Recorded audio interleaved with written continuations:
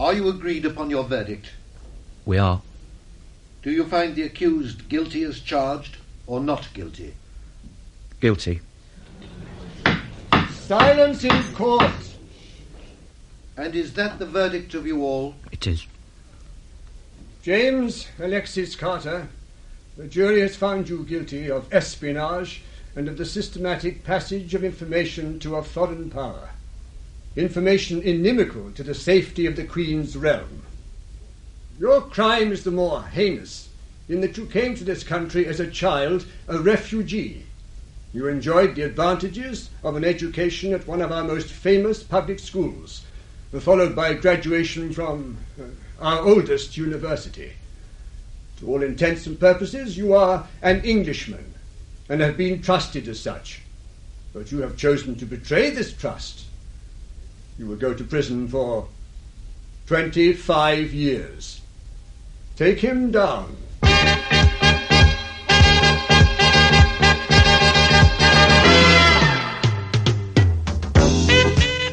The Meisterspringer, a thriller in 6 parts by Barclay Mather, starring Christopher Good as Charles Wainwright and Melinda Walker as Elena.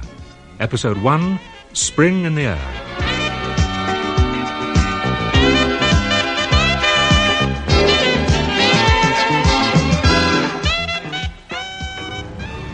One, 2, 5, 1, 2, 7. Ah, yes, Paul Methode Antiques. Good afternoon. Can I help you? Good afternoon. Actually, I wanted to see Mr. Methode. I'm afraid he's engaged with another customer at the moment. Is there anything I can show you? I'm his daughter. I see. Well, I really wanted to ask his advice about some Chippendale. Oh, that's my side of the business. Father deals more with objets chinois, jade, rugs and that sort of thing. What's the problem, Mr... Wainwright. Charles Wainwright. Ah. Not exactly a problem, just some stuff my aunt wanted to have valued for insurance purposes. I see. Well, I'm afraid we don't do much in the way of valuation. I could give you an idea of market prices if you're thinking of selling, but for insurance purposes it would be better... Oh, here's Father now. And some jade. And yet again, a mess of junk called some jade. But the real deep lime green. Ah, well. Yeah. However, I'll keep my ear to the ground and let you know. Thank you, sir. Good afternoon, sir. Father, this gentleman wanted to see you about a valuation, Chippendale. I was just explaining to him that... Good afternoon. You're in good hands with Elena, sir. I'm not a furniture man. There are a couple of Oriental rugs as well. That's more my line of country. Get that, dear, will you? Right. Now, Mr... Wainwright. I'm from the firm, Methode. What firm is that, Mr. Wainwright? The firm. You know damn well what I mean.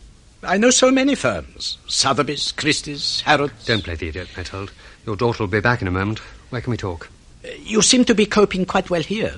The only thing is I don't understand what you're talking about. I'm talking about a spring. Season of the year, or the sort we have in chairs?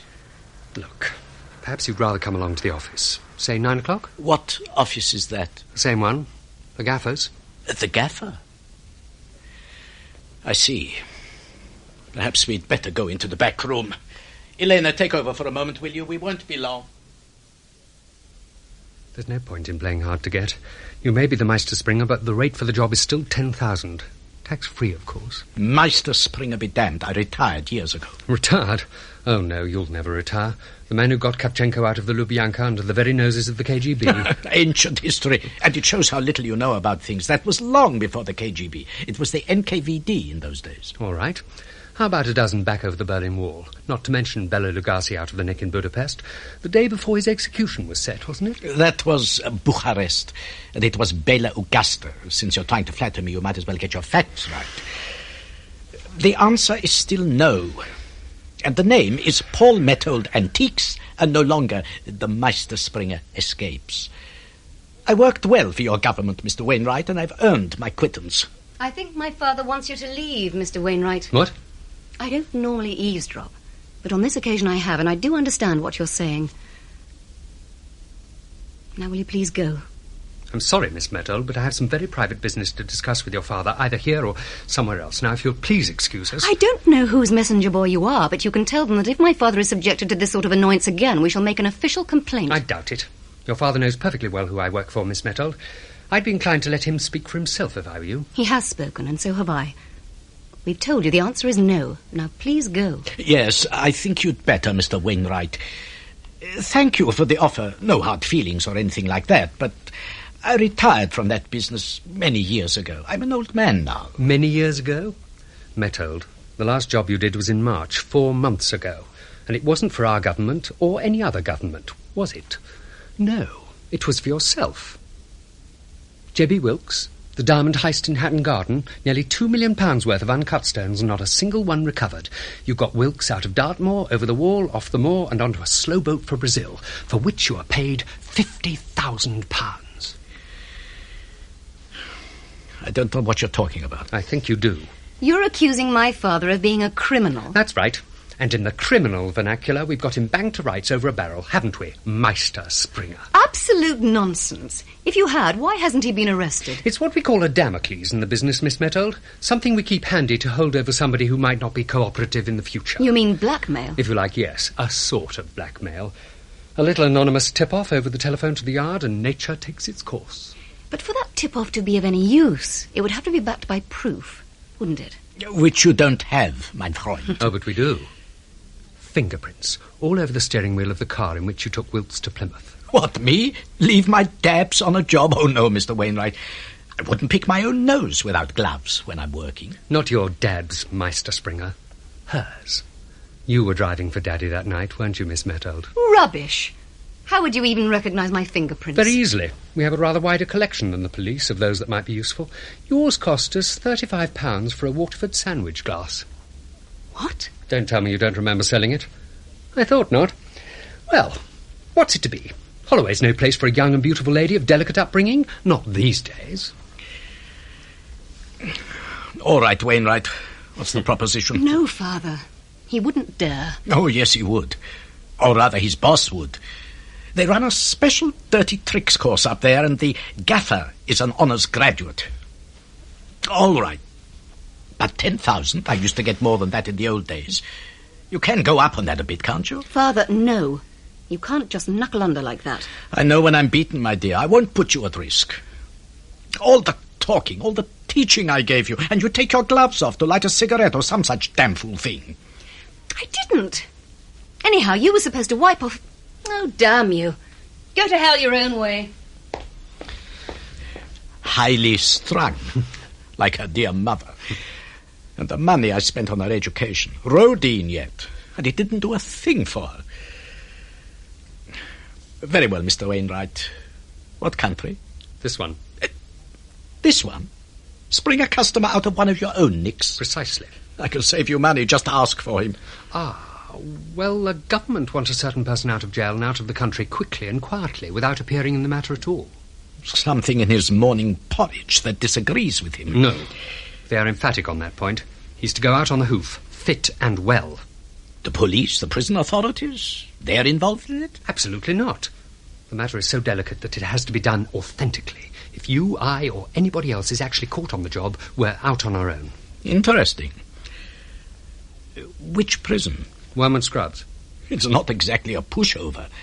I mean, it's not like the old days when the villains used to slide over the wall into Duquesne Road, stroll along and have a pint in the local and then stroll back again. Who's the gent we have to waft? Carter. James Carter, the spy? Yes. But you only sent him down last year, for a quarter-century. Precisely. And now you're wanting to spend 10,000 of the taxpayers' money to spring him? Yes. That you British have the nerve to call us devious.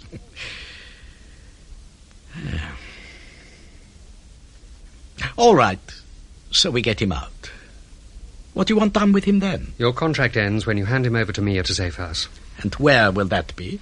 I'll tell you that nearer to the date. The date being? Between the 18th and the 22nd of this month. We have to liaise with a ship in that 4-day spread, and our timings aren't final yet. Progress reports will be required, of course. To you? To me, by phone. I'll give you an ex-directory number. Always call from a random telephone box, never the same one twice, and certainly never from your own number. Call sign, Razor, response, Buckle. I'll be wanting a small advance for expenses. Here's 500 in tenors. You better check it. You don't believe in straining things, do you? I used to get 10% in the old days. Sorry, that's all they gave me. Who's they, by the way? Come on, Mettold, you should know better than that. I get my orders from the gaffer and I pass them on. That's enough for me. Who sits on his neck, I do not know. Nor do I want to. I worked for that vulture for over 20 years without finding out who his boss was. I know he's not answerable to MI5 or to SIS. How do you know? I know, that's all. I'll tell you something, Wainwright. There have been times when I've had my doubts about whose side he was on, whose side I was on since I was working for him. That's all too esoteric for me. I just draw my modest salary and hope in the fullness of time to claim my even more modest pension. Well, I wish you luck. Can I offer you a drink before you go? Not if it involves meeting your daughter again. What? Please, no offence. She's no doubt very charming and certainly very, very beautiful, but I don't think she took to me. Oh, she's like that with everybody at first meeting. But she's a very sweet girl, really, when you get to know her. Oh, I'm sure she is. Well, I must be going. Here's the number. Memorize it, please, and then destroy it. Late afternoon or early evening is the best time to catch me in. Good. Very well, I'll see you out. I'll call you the day after tomorrow, about 5. Who's that? That you, Benson? It's Mettold. Come in, quickly. Right, let's get the door shut. That's better. Well, you haven't changed much. Come on through. Thank you. Anybody else here? Only the ever-loving and God forbids, and they're all in bed. Get you a drink? No. Now, listen. You haven't got a car parked anywhere nearby, have you? Of course I haven't. I walked from the tube. Oh, that's a ticket. The old Bill's been as busy as bleeding bees round here lately. Now, listen, I haven't any time to waste. The apparatus I left with you after the Wilkes spring, where is it? Down my place in Chelmsford. Oh, it would be. You wouldn't expect me to keep it here, for Christ's sake, would you? I haven't been turned over yet, but there's always a first time. Well, get down there tomorrow and overhaul it thoroughly. Yeah, the cylinder may be a bit flat now. It will be. Get a new one. Any sports shop, the kind they use for scuba diving, okay? Yeah. Now, who have we got in the scrubs at present? Reliable. God, not the scrubs. It's as tight as an Aberdeen wallet nowadays. Dogs, lights... Aren't they all nowadays? But it's been so long since there's been a good old-fashioned spring that maybe we'll take them by surprise. Maybe, but gives me the goose pimples. You can't even count on bent screws these days. They all belong to Rotary and carry the plate on Sundays. Rehabilitation, not retribution now. I was talking to a villain the other day. Shut up, Benson, and listen. I want to get detailed instructions into the client, telling him exactly where to be and at exactly what time. Well, that's not going to be easy for a start. Oh, no difficulty, provided that everything is properly coordinated. Now, let's come back to my first question. Who do you know in the scrubs at the moment? Offhand, Martin, Compton, Brisley... No, he's out now. Yeah, just the two for certain, Martin and Compton. Which would you recommend as a contact man? Well, Martin would never grass on you, but he's as thick as a plank. Compton, bit doubtful. Intelligent enough, but he goes religious when he's doing Bird Padres Red Band, all that. All right, Martin, then. Do you know if he has visitors? Well, he's married. His old woman drops in on him. Do you know her? Just a wave to. Could she be trusted to take a message in? I think so, provided it wasn't too complicated and you made it worth her while. £50. Now, this is all she'll have to do. She'll be provided with one of those gents' handy toilet kits. You know, soap, toothpaste and brush, talcum powder, shaving brush. Oh, yeah. That's a permissible gift. Not half. Permissible and encouraged. Cleanliness next to godliness in the nicks of today. Yeah, no aftershave, though. The cons drink it. And be careful of the talc. That's tested for happy dust. It will all be clean. Less the shaving brush. That will contain a miniaturized two-way radio. Two-way? In a shaving brush? Oh, nothing remarkable about that. All Mrs. Martin will be required to do is to put the pack in for inspection when she arrives at the prison. Then, when it's been passed, she gives it to her husband and tells him to pass the brush to our client. Will he be expecting it? No, he won't, but he'll certainly recognize it for what it is, and he'll know how to operate it. We're dealing with a professional. Well, what does he do? Stick the brush in his ear hole and walk round waiting for somebody to call him up? You're least bearable when you're trying to be humorous, Benson. Sorry. Actually, you're partially right. He holds it to his ear, certainly, but as a sensible man, he will do that when he's locked in his cell at night. After dub-up time, I get it. Neat, if it works. Japanese, I suppose. No, as a matter of fact, my country can take the credit for this one. Polish. You don't say. Well, that's it for now. I'll be here tomorrow night with the toiletry, and I'll want you here with the ladder and the launcher. Sure, I'll drive down first thing in the morning. Who's the client, by the way? Anybody I know? James Carter. Blimey. A real don, that one. You're not serious, are you? Very serious. Well, well. Now, funny thing, I was talking about him to a geezer who's just come out only the other day. Educated bloke. He's working in the library now. Carter, I mean. Is he? Well, now, that'll help quite a bit.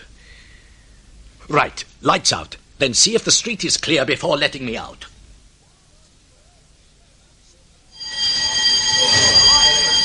Come on, you herbs! Back to your flowery dells. Dab up! Dab up! What do you want, Martin? Book, sir. What, you? Didn't know you could read. It's too late now. Why'd you come at a proper time? I guess a break, Mr. Ashcroft. It's the only chance I got to get along to the library, me working in the kitchen and all. I'll finish this Go one. on then, make it snappy. So, Move yourself, you Hey, Carter! Sorry, closing time. Oh, I don't want a bleeding book. I've got something for you. For me? What? This, coming by special delivery per favour of Trouble and Strife. A shave. I see. Oh, thank you. A present from an unknown admirer. Very much obliged. They wouldn't be having the odd pinch of snat on you by any chance. Only me tin's dead empty. Oh, tobacco. Yes, I think I can spare you a thin butt. Here you are. Oh, so, mate. Hey, up knock it. Here's a bloody screw back again. Yeah, OK, I'll take this one. Pilgrim's Progress. Well, I'm sure you'll find it most interesting. Come on, move yourselves there, back yourselves. Up it, Martin, or you'll be on report. Yeah, Mr. Red. Get a move on, Carter. You should have had this place banged up 10 minutes ago. Very good, sir. Library key, sir. Will you take it? Take him to the key room, man. I've got all this landing to do yet. Yes, sir. Good night. Good night. Come on! You're like a bloody other sheet! Get ones! Move! Move!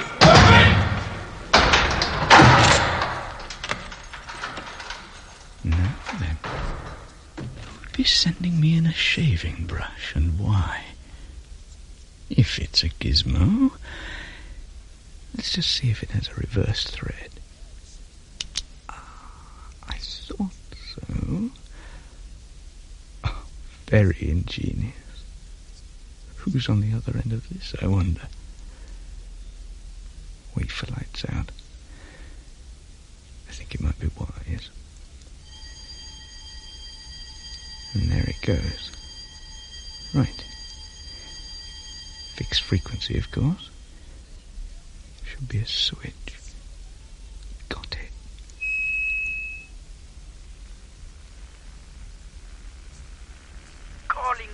Calling. Do you read? Blue button to transmit. Over. Receiving your strength 2. Over. Identify yourself. Over. Sergei. Pass your message. Over. Listening at 10 minutes to 9. Out. Well, I'll be damned. Good old KGB. I wonder which one that was. It sounded like a Ukrainian. Or perhaps a Pole. Maybe a trap, of course. Let's see what their next transmission brings forth.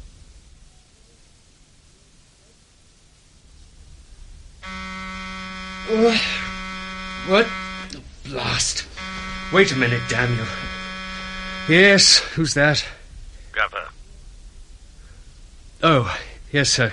Come up. 6 o'clock in the morning. What the hell's he doing out at this hour? Morning, sir. You're up early?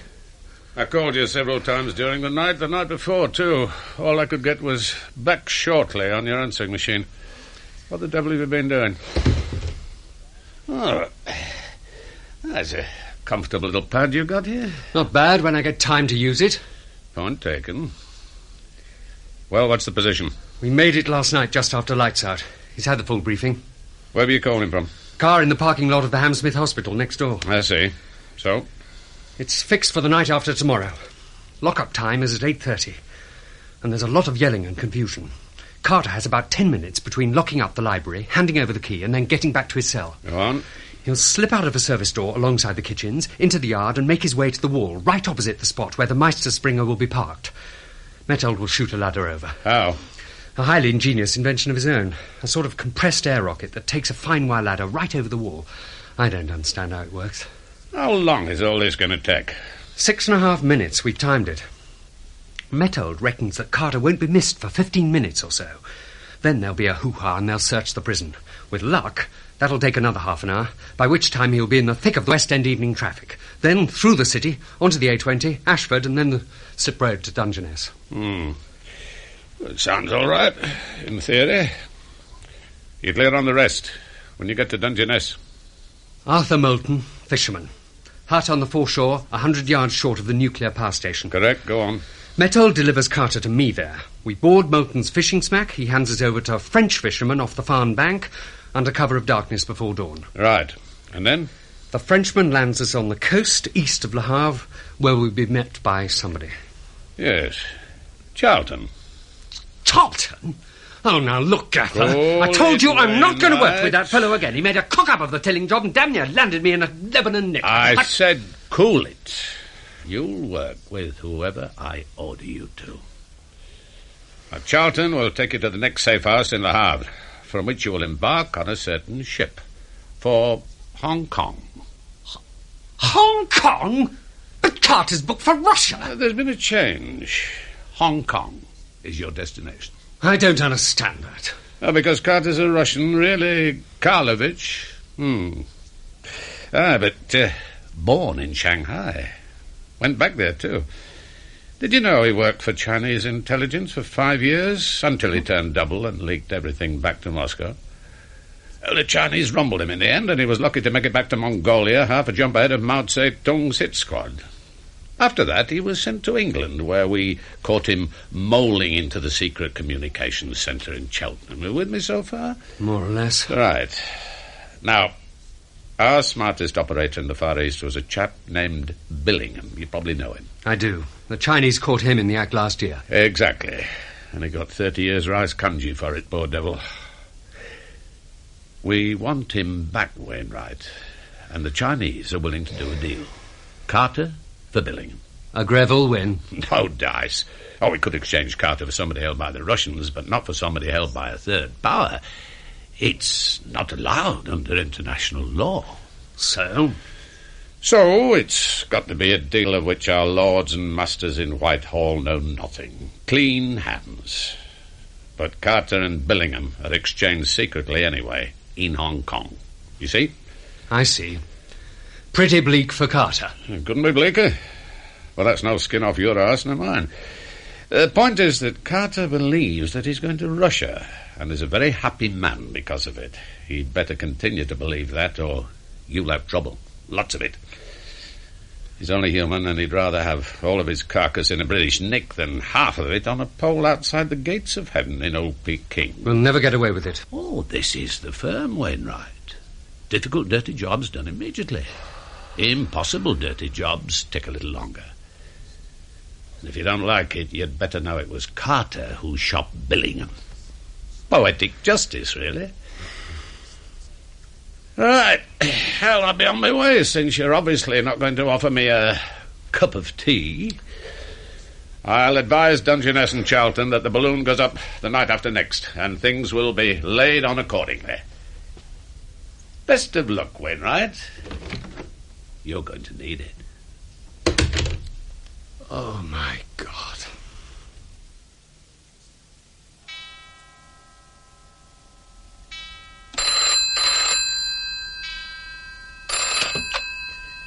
Hello, Metold.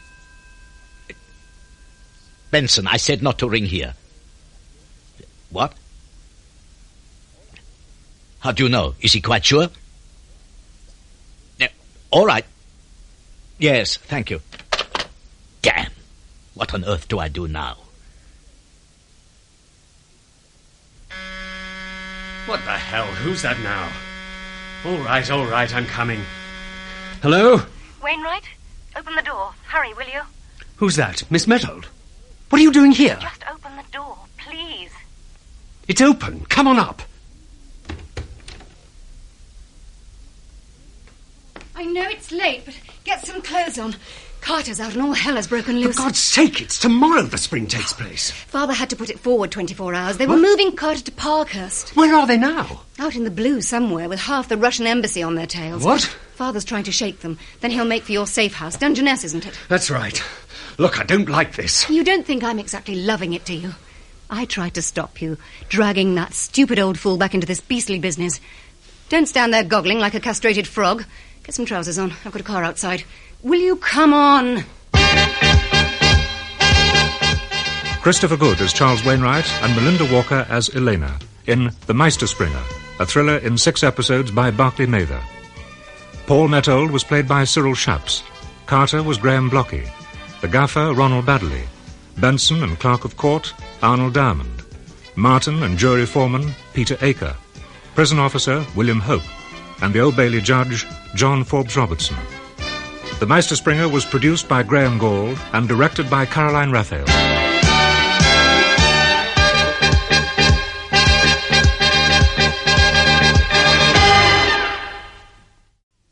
I tried to stop you dragging that stupid old fool back into this beastly business. Don't stand there goggling like a castrated frog.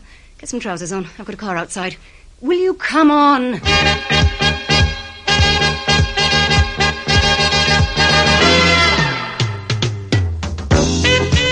The Meisterspringer, a thriller in 6 parts by Barclay Mather, starring Christopher Good as Charles Wainwright and Melinda Walker as Elena. Episode 2, Spring in the Dark.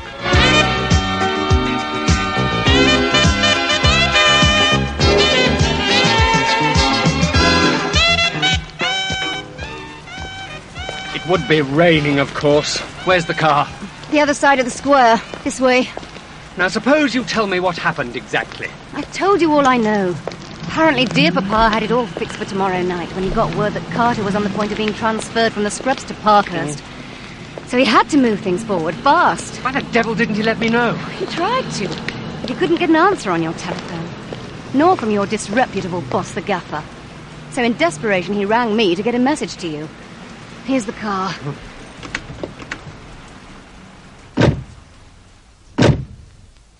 Well, it's really very good of you, Miss Methold. I mean, in view of your disapproval of the whole affair. Disapproval? That's the understatement of the year. Make no mistake, Mr. Wainwright. I'm not doing this to oblige you or my father.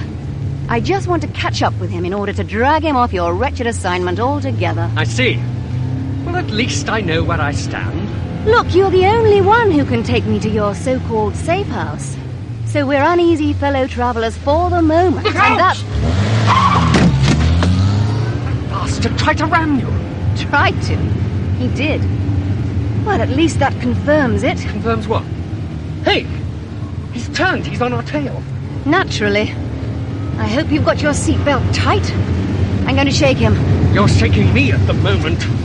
Could we have a little adagio in the accelerando? This happens to be Oxford Street, not Brands Hatch. Oh, my God. Sorry. You'll have to grin and bear it for a while. If I don't lose him here in town, he'll have us cold on the motorway. Hang on. I'm going to make a right turn. You can't! It's a one-way street! Oh, Jesus! Hang on again. Another right-hand turn. And another. And finally, another.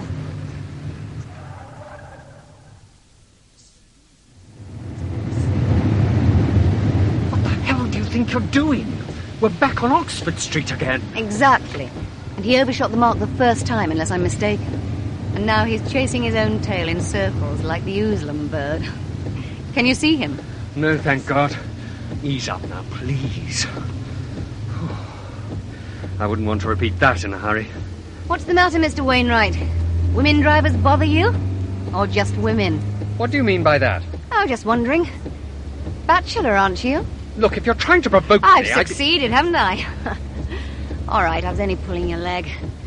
Keep your eyes skinned behind, will you? I'm going to cross Blackfriars Bridge and do a bit of weaving along the New Kent Road. just in case. Now perhaps you'll tell me who these people are. Russians from the embassy, if they're the same lot who tried to get Father. But the operation has been kept strictly between your father and ourselves. I'm sorry, I can't help you. I don't know and I don't want to know. All the old man said when he called me was that he'd got Carter over the wall as planned, but he'd been jumped by the KGB. There was a scuffle in the hospital parking lot. He got away and thought he'd lost the pursuit. He asked me to get in touch with you and tell you he was making for Dungeness by another route. All right, that accounts for your father. How come they're chasing you? I didn't know they were, for certain, until these apes tried to ram us. Although what? There was another car in the mews as I left. They could have been watching. Then followed me to your place. Now you know as much as I do. It's academic at the moment anyhow. He's back on our tail again. Are you sure? Pretty sure. Dipped headlights, near side one a bit on the skew. Yes, it's him all right. Now please, no more of your skid-pan tactics. You'll either pile us up, or we'll have the law after us as well. All right. So what do you suggest? Keep going as we are.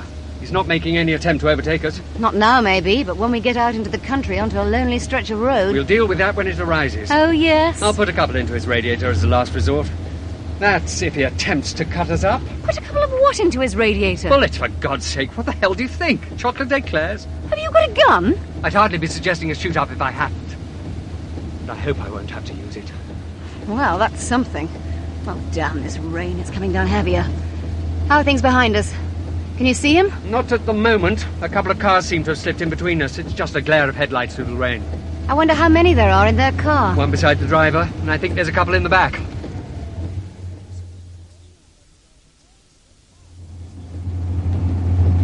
Wainwright. Hey, wake up. What? I wasn't asleep. You've been snoring your head off for well over an hour. Take a look behind you, will you? I think our friends are sneaking up on us. Yes. Yes, I think you're right. Where are we? Romney Marsh, a few miles from Rye. Lord, nearly there. I must have been asleep. Right, hang on. Nice straight road. I'll have another shot at losing them. Oh, not again. Look, I know these parts. Couldn't I take over for a bit? Not likely.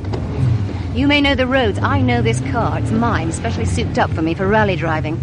Anyhow, if you're going to do a Wild West act with that gun of yours, you'll need both hands, won't you? You're crazy. There's a bend ahead. Look out! Take your foot off, you fool!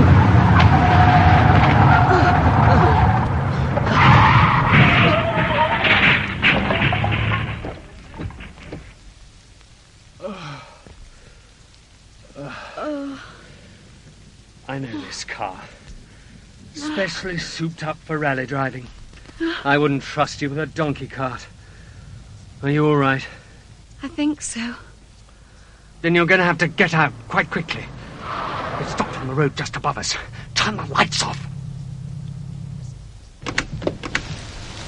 Oh, God, it's all water. Of course it's all water. We're in the ditch.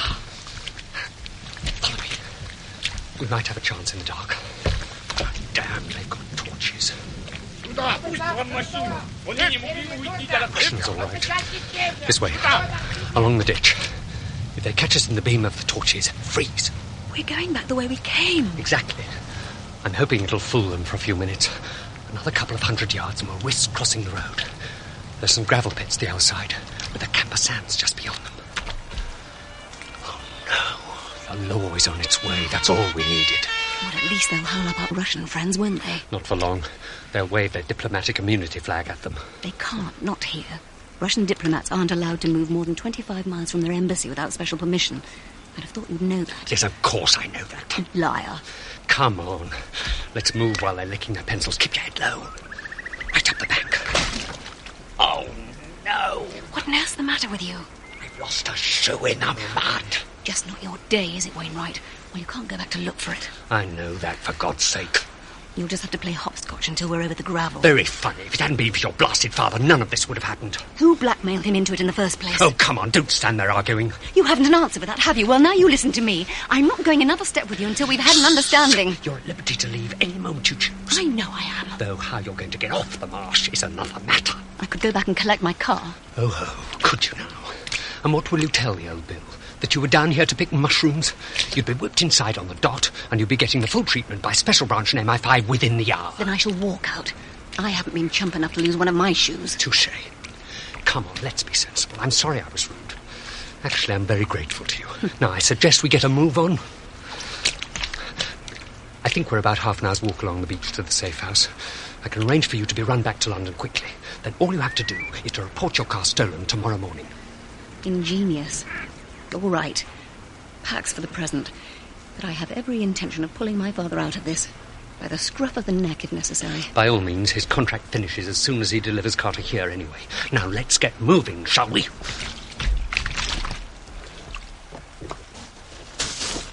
Ow! This damned gravel.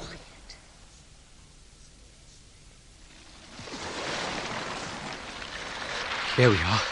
That hut, behind the line of boats. You'd better wait here out of sight until I see what the form is. Okay.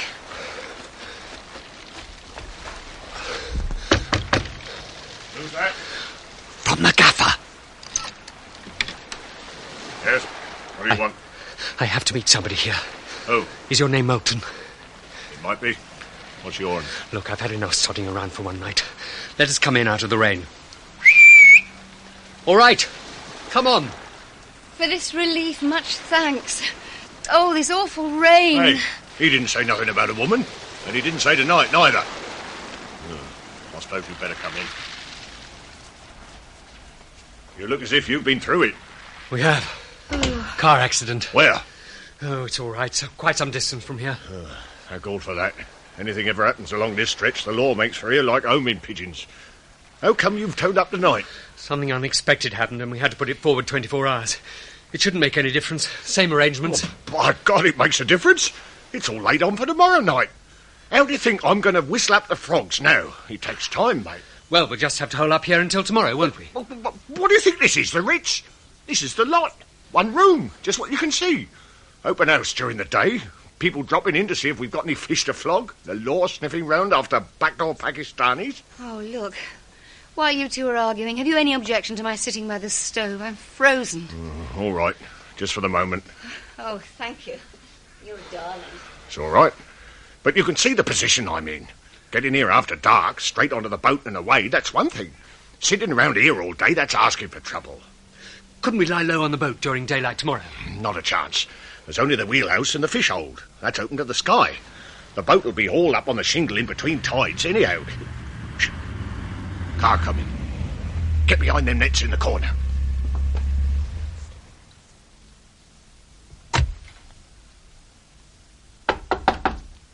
Who's that?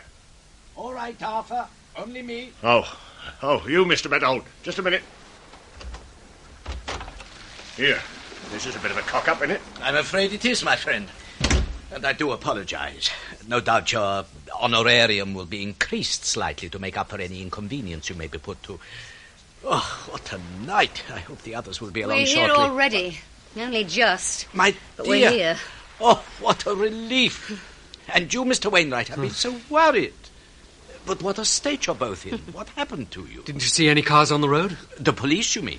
Yes, I did, but they were busy with some chaps who'd skidded into the ditch. Look, the urgent thing is that this chap can't take us off tonight because he can't liaise with the Frenchman, and he can't accommodate us here tomorrow. We'll have to go somewhere in the meantime. When we've got Carter on the boat, you can push off back to town with your daughter. But you must take them off tonight, Arthur. I can't, I tell you. I've just explained to this bloke. I don't give a tinker's damn what you've explained. I'm telling you what you will do. You'll embark this gentleman and the 2 passengers I have in my car, and you'll get underway immediately. And you can stooge up and down in mid-channel until you're able to make contact with your opposite number. What do you mean, 2 passengers? There's only Carter. I had to bring somebody else along also. Oh, it's all right. He won't give any trouble. Stooge up and down in mid-channel and then fetch up off the farm bank 24 hours later? There's 2 full tides in between, for Christ's sake. I'll be swept 30 miles each way, twice. And if the weather breaks... Just a minute, Moulton. Come on, Mettold. Who's this other man?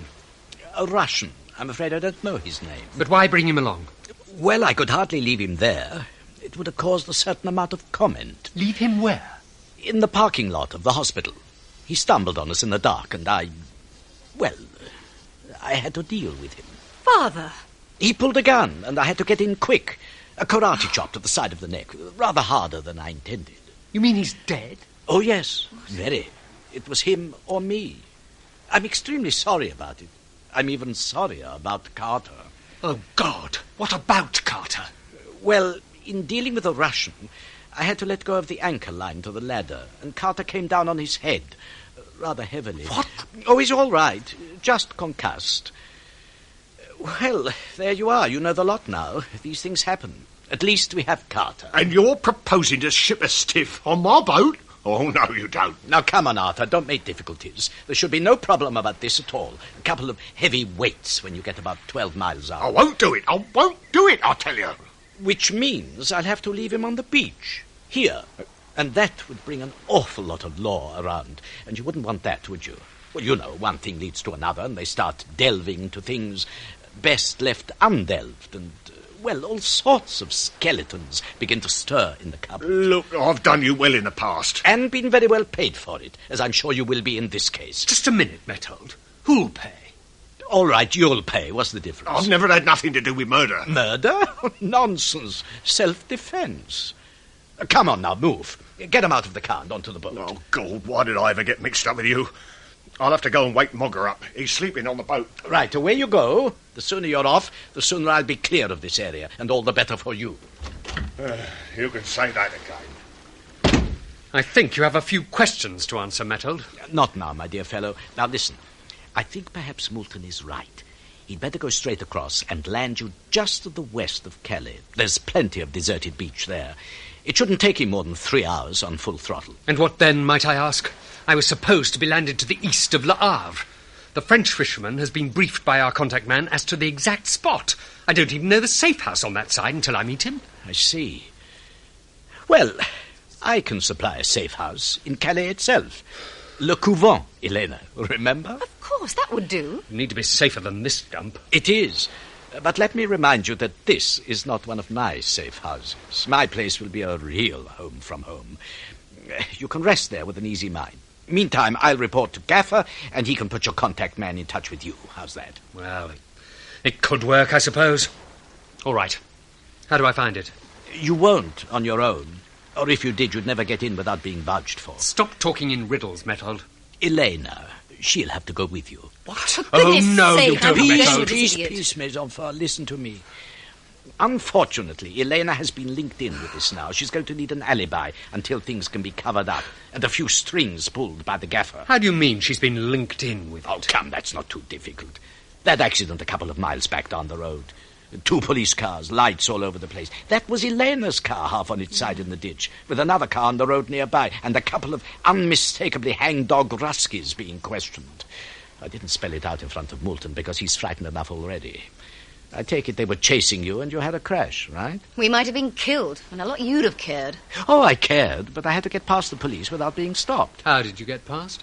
They were too busy to do more than glance at me and then wave me on. But in the morning, they're going to check the number of Elena's car, and that's it. You do see my point. I don't like it. Any of it. You're enjoying this, Father, aren't you? Don't you have any sense of responsibility? My dear, how like your mother you sound at times. And even more like your mother's mother. Thank you. It's okay. It's only us. Right, Mogger. Get them extra 5 jerry cans of diesel aboard, and I'll be wanting 4 lead net weights. The big 20-pounders. What we be wanting them for, Skipper? We ain't netting this week, are we? Get on with it. Don't talk so bleeding much. Not too much in front of the lad, gents. He's a little bit simple-like, but you never know. You wouldn't have such a thing as a spare pair of shoes, would you? I'm afraid I lost mine on the marsh, size 8. Oh, blimey. I could let you have a pair of old gumboots, size 11. They any good? They'll have to do, I suppose. That's them over there. Mogger, for God's sake, don't stand there with your mouth open. Get that damn stuff aboard, will you? She's awash now, but she'll be high and dry in an hour. Get down below and start swinging the flywheel. All right, Skipper. That'll keep him out of sight while we get the you-know aboard. I'll want the stiff straight down the fish hold. You'll find a bit of tarpaulin down there and some old rope. Get him parcelled up, but don't put him over till I'll give you the word. Come on now, let's get it done with. Elena, my dear, I suggest you walk down to the water's edge for a few minutes. Come on, Arthur. Not me. I'm not touching him. Stupid fellow. The poor chap can't hurt you now. Very well. You, Wainwright.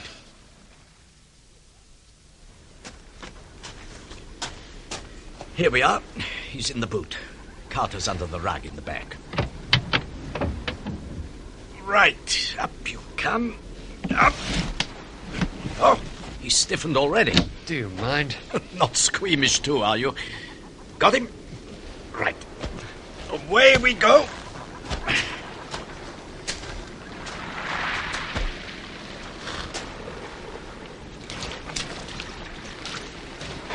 Lucky fellow, Wainwright. You've got gumboots. I'm ruining a rather expensive pair of shoes. Arthur, lower the rope, will you? He'll haul him up, then we'll go back for Carter. How badly hurt is Carter? Well, I must admit he came a hell of a crack down on his head, poor fellow. He's not dead too, is he? He certainly wasn't the last time I looked at him. Anyhow, see for yourself. No blood? That doesn't mean to say his skull isn't fractured. He's breathing a bit ropily. Well, at least he's alive. Oh, it'd take much more than a biff on the head to kill Carter. Take his legs, will you? Good. Heave. You know him, do you? I mean, you've met him before? Oh, yes. Once or twice.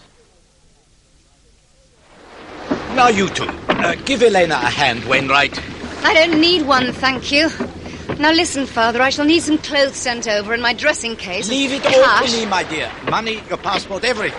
You can manage on Wainwright's resources in the meantime. Can't she, Wainwright? Oh, why not? Why not? Up you go, my dear. Have as enjoyable a trip as the circumstances allow. I'll make it all up to you later. Go to hell, you hypocritical old swine. Yes, just like her, dear Mamma. Bon voyage, Wainwright. Right, you and the lady better get below. Be careful, it's a bit slippy underfoot. You can take that hurricane lamp with you.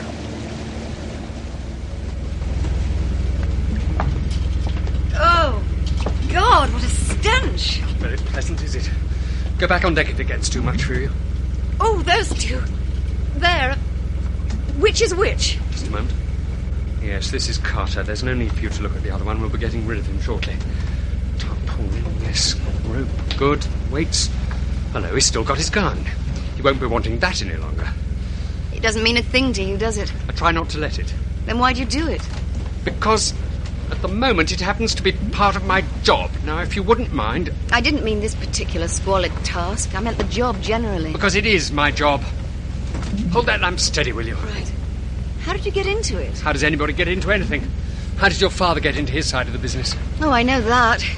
He saw himself as a knight in shining armour. He was doing it for his people. At first. Yes, at first. He's doing it for the take now. You should worry anyhow. You've done all right out of it. Rodine, nice profitable business in the King's Road, expensive clothes, especially souped-up car for rally driving. You're wrong. It hasn't been like that at all. Hasn't it? Well, it's nothing to do with me. There. That's done. Wait here while I get our gallant skipper to help me get this up on deck. Oh, no, you're not leaving me down here alone with that. Well, a tough Miss Method. All right, come with me then. Oh, quick, take this lamp. Let me pass, let me pass. Don't be silly, the poor devil can't hurt you now. I'll be back in a moment.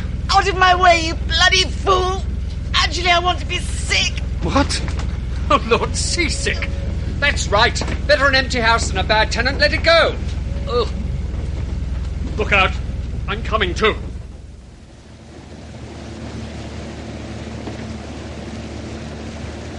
Miss Meadow, you all right? Oh, go away, will you? Willingly, if I could get off this horrible boat. Don't worry, I'm feeling as lousy as you. I'm glad. Hey, Monger, take the wheel for a couple of minutes. Hold her just as she is, right into the wind. You all right, Mr. Wainwright? No, I'm dying. You'll get over it. Funny motion, this boat, until you get used to it. Look, we've got to get that fellow over the side. You telling me? Come on, I'll give you a hand. How's the lady? You ask her. Personally, I couldn't possibly care less. Well, that's that thing. Good. Get below now, and you too, miss. You'll be better soon. Monger will be getting the old climates going. Need up some stew. Nothing like a full belly when you got the evos. Bastard. Come on, the skipper's right. If you stay up here, you'll be joining our friend in the drink. Now, sit there. No. Over there, please. Both of you. Where I can see you. Sit down. I said sit. Carter! Oh, so you've surfaced, have you? There's no need to hold a gun on us. Yes, I wonder.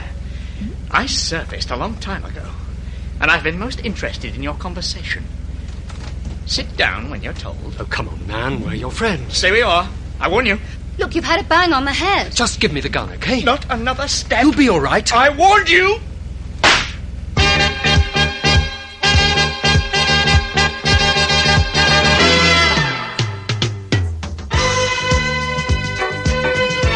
Christopher Good as Charles Wainwright and Melinda Walker as Elena in The Meisterspringer, a thriller in 6 episodes by Barclay Mather. Paul Mettold was played by Cyril Shaps. Carter was Graham Blockey. Arthur Moulton, Michael Kilgareth. And Mogger, Malcolm James. The Meisterspringer was produced by Graham Gall and directed by Caroline Raphael.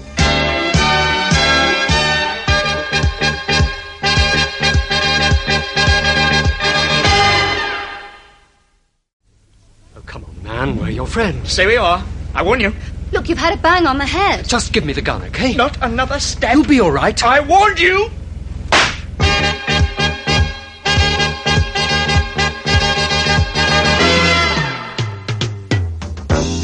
The Meisterspringer, a thriller in 6 parts by Barclay Mather, starring Christopher Good as Charles Wainwright and Melinda Walker as Elena.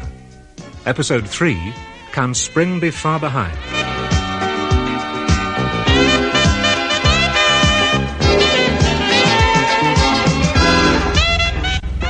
Hey, what's going on down there? All right, don't worry. It was an accident. I never had no trouble like this before. Making a bloody Wild West show of my boat. Push off, Milton. Try and get some more speed out of this tub. We don't want to land the other side in broad daylight. You can't land soon enough for me, mate. Have we got to put another one over the side? No, you fool. I told you it was an accident. Nobody's been hurt. Thank God for that. Mugger, get that throttle opened up another couple of notches. This poor devil's out to the wide again. You shouldn't have hit him so hard. I didn't hit him at all. He jumped up and thumped his head on a beam. A hell of a whack. That's what made the gun go off. The bullet went right past my ear. His head's been in the wars one way and another. Where on earth did he get the gun? Oh, it's the one I took off the Russian. I left it on the deck. Very clever. All right, you needn't rub it in. Oh, shouldn't be long now. We're there. You better come up on deck. How's the other bloke? Has he come to? No, he's still out. That's bloody awkward. Do you think a bucket of salt water over him might help? No, we do not. Well, let's get him topsides anyhow. I'll lay him down aft. Fog. About the only bit of luck we've had on this damn trip. I'm running her aground as far as I dare. Any minute now, her forefoot will be touching the sand. That means there'll be a few inches of water under the bows. Jump when I tell you. That's it. Jump. Both of you. Right. Here's the bloke. Grab him.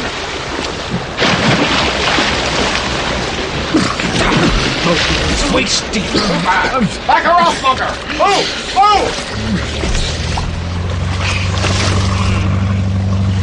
Come on, help me with Carter.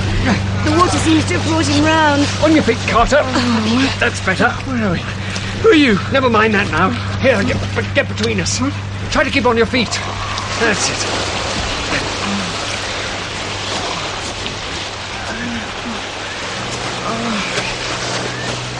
Now what? You're the guide.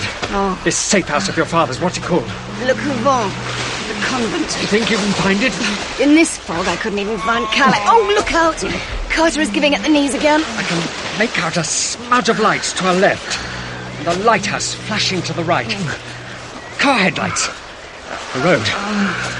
We'd better get onto it.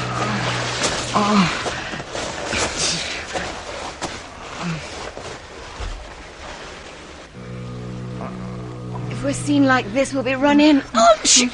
Oh, now what have I bumped into? Some sort of esplanade. The fog seems to be lifting slightly, and it's getting lighter. Gateway here. Chained. Can you see anything? Just a minute.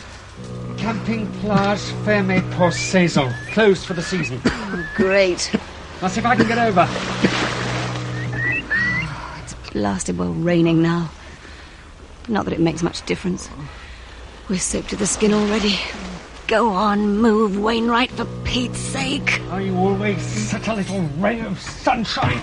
Or are you making a special effort to chop glass? I've torn my pants.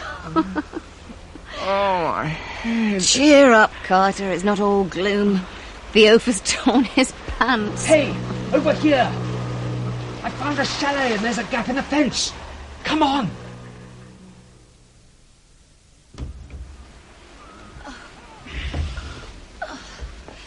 I suppose you realise that we'll be caught like rats if anybody comes along. That's a chance we have to take, unless, of course, you prefer to stay outside like little orphan Annie. Let's see if my lighter still works. Hooray, it does. And look, a lovely pile of beach furniture. Pity about the sun. You ought to take some rest. Rest? Look, this is absolute madness. The best thing we can do is make Miss for love Methold, the best thing you can do is shut up. I want to sleep. You can always manage that, can't you?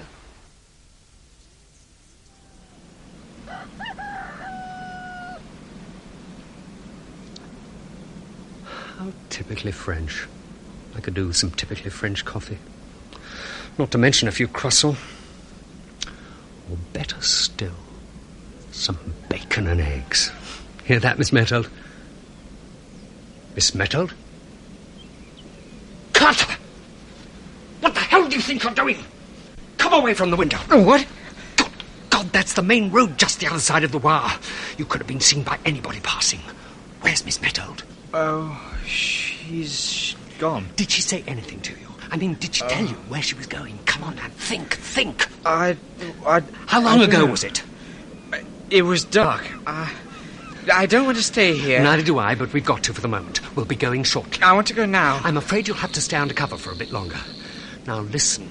Listen to me carefully. What? Carter, are you listening? But I'm going to Russia. They promised me. Yes, of course. But listen to me now. If you're picked up here, it will be back to England, to prison. You wouldn't want that, would you? Oh, I'm hungry. So am I. We'll go and get some breakfast soon. Hey! Get down! What? Oh, my God, it's stopping right in front. Come away!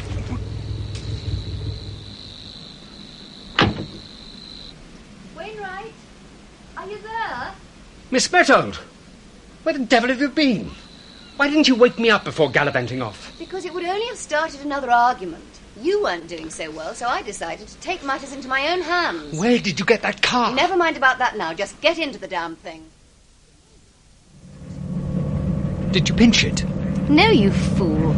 I borrowed it from the abbess. Thank God for that. Being nicked for stealing a car on top of everything else would just about put the lid on it. And I must say that was decent of the old duck. Don't be disrespectful. Sorry, but how come? A few short hours ago, we didn't know whether it was Good Friday or Piccadilly Circus. I was too cold to sleep, so I got up. Fog had cleared, and there was this road sign not far from the gate which said 100 gardes, 100 kilomètres. That put us less than a mile to the west of Calais, so I set out for Le Couvent straight away and woke up the abbess. Must have been a bit of a shock to the Reverend Mother to see you looking like this. Oh, she's a very understanding woman. I told her we needed transport, and she just handed me the keys of her car. I'm hungry. Are we going to eat? Soon, friends, soon. You mean she's prepared to have us in her convent? Oh, yes, I told you. She's a very understanding woman. You'll have to be discreet while you're there, of course. I mean, don't go hoofing into the nuns' quarters or anything like that. Good Lord, no. Could we get some breakfast there? Everything's laid on. A room for you and Carter, baths, and they'll get our clothes cleaned. I must say they sound a wonderful crowd of people. How come your father knows them so well? He's not exactly... Sanctuary is accorded to all who ask for it, irrespective of faith. I'm not a very devout type, I'm afraid. But I really am most grateful. Here we are. Through the gateway. Oh, it used to be such a lovely old place, but it's fallen sadly into disrepair. That's the abbess coming to meet us. Attention! Attention, vite, quick! You get the bloody hell out of it! Upstairs, out of sight. The goddamn fleaks. You know the cops. Always come in this time for their pourboire. Free drinks. Bastards. Upstairs, the room on the left. Go, allez. I suppose you think that was funny? Don't you? Your face! You bitch! What What is this place? Oh, innocent type in our midst, eh? This, Wainwright, is what is known as a maison de tolérance. You mean a brothel? Not quite. Come on, get Carter out of it and upstairs. I'll explain later. Thought we'd lost him for good on those stairs. Yeah. Let's put him on the bed. Right. There you go. Now, Miss Methold, perhaps you'd like to explain. Don't flap. We're quite safe. This place is allowed to function just as long as the right hush money is paid to the right quarter. The abbess rules it with a rod of iron. The abbess being the madame. That's right. She's a wicked old devil, but she holds the OBE. Are you pulling my leg again? No, it's a fact. She was in the Resistance. Ran a lot of British soldiers back across the Channel after Dunkirk, and she married one of them. In case you wondered, she learned her English in the army. Honestly. Well, at least the place is warm. We ought to get Carter a dog tie. He's out to the world again. Help me to get his wet clothes off. I'll have to get him some others. Oh, but first of all, I must get to a telephone to report in. Oh, sorry.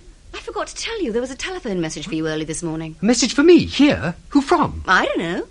Somebody rang the abbess and said, tell Charlie boy that the Beaujolais will be delivered at 11:05, then rang off. Good. Your father must have got in touch with my people. Somebody will be calling us. Ah, a code. Knock twice and ask for Alice. Well, I hope the caller has a change of clothes for me and my passport. The sooner I can shake loose from you lot, the better. Can't say I blame you, but I'd like you to know that I really am most grateful to you. Well, I'll tell you how you can best demonstrate your gratitude. Just stay away from that stupid parent of mine, will you? He's too old for this sort of nonsense. I couldn't agree with you more, Miss Methold, but I'm not an entirely free agent. Now, hadn't you better go and find your room? We're in it. I thought this was for Carter and me. It is. And me. I did ask for another room, but business gets brisk later on. But at least we have a private bathroom. Qui va là? Charlton. Charlton? My caller. I'll nip into the bathroom to be out of your way. Just a minute. Come in, Charlton. Hello, Cock. Situation normal. All the buggers muddle as usual. I was supposed to contact you in Le Havre tomorrow. Yes. There was an unavoidable change of plan at the last minute. Not blaming you, old boy. Oh, that's very good of you. You brought anything with you? Brought anything? Only the sunshine, my beamish boy. I hear you've brought your own creature comforts with you. The Meisterspringer's daughter, no less. If you have any revised instructions for me, Charlton, deliver them and then push off, will you? Well, that's a nice reception after me coming hell for rubber through the night to greet you. Okay, you're to sit tight until somebody arrives. And just for the record, I'm glad that somebody isn't me. I may only be a courier, second class, unestablished, but I am entitled to a little common courtesy. Spare me the sob stuff. Oh, well, 'twas ever thus, with you, anyhow.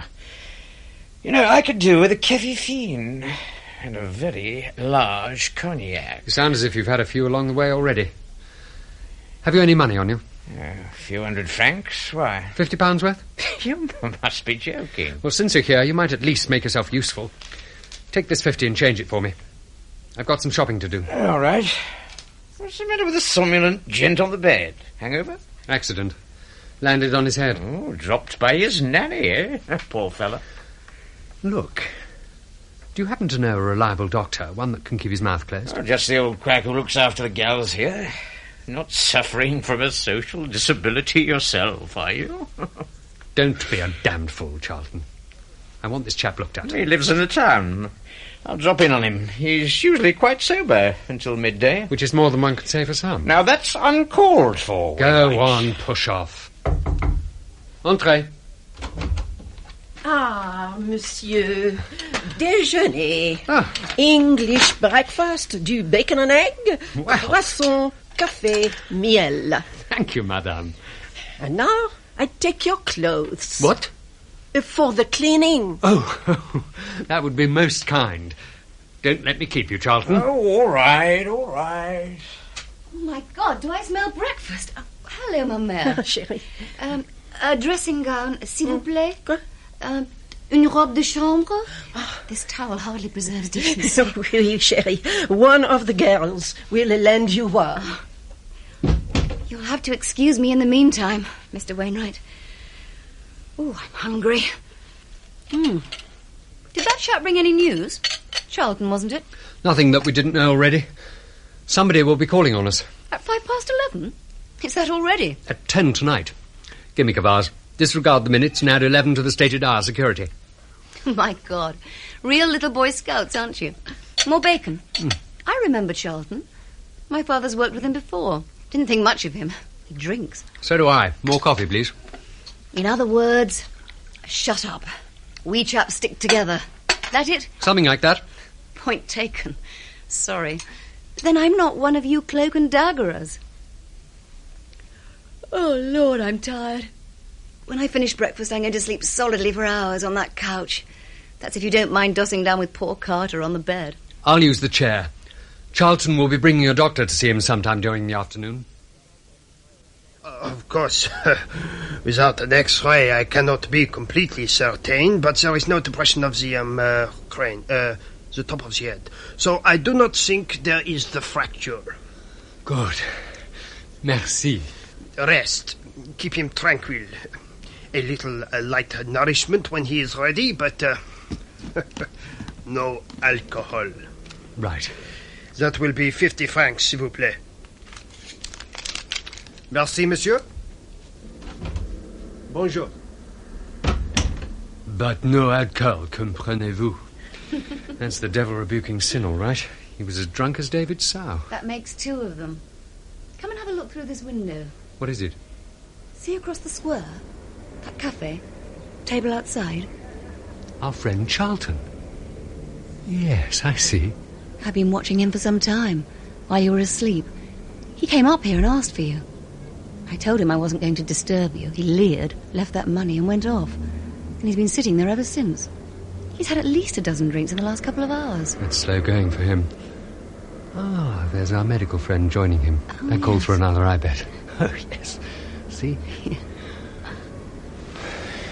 Well, since our clothes are back, I think I'll go out and get a few odds and ends for Carter. Right. Mind staying here with him for a while? I'll be as quick as I can. Miss Mettold. Mr. Carter, how do you feel now? I'm all right. Just, a little confused. Of course. You've had a trying time. You hurt your head, you know. I remember a car and a boat, I think. Where are we? We're in France at the moment. Calais. Where are you taking me? Actually, I'm not taking you anywhere. I just happen to be here quite incidentally.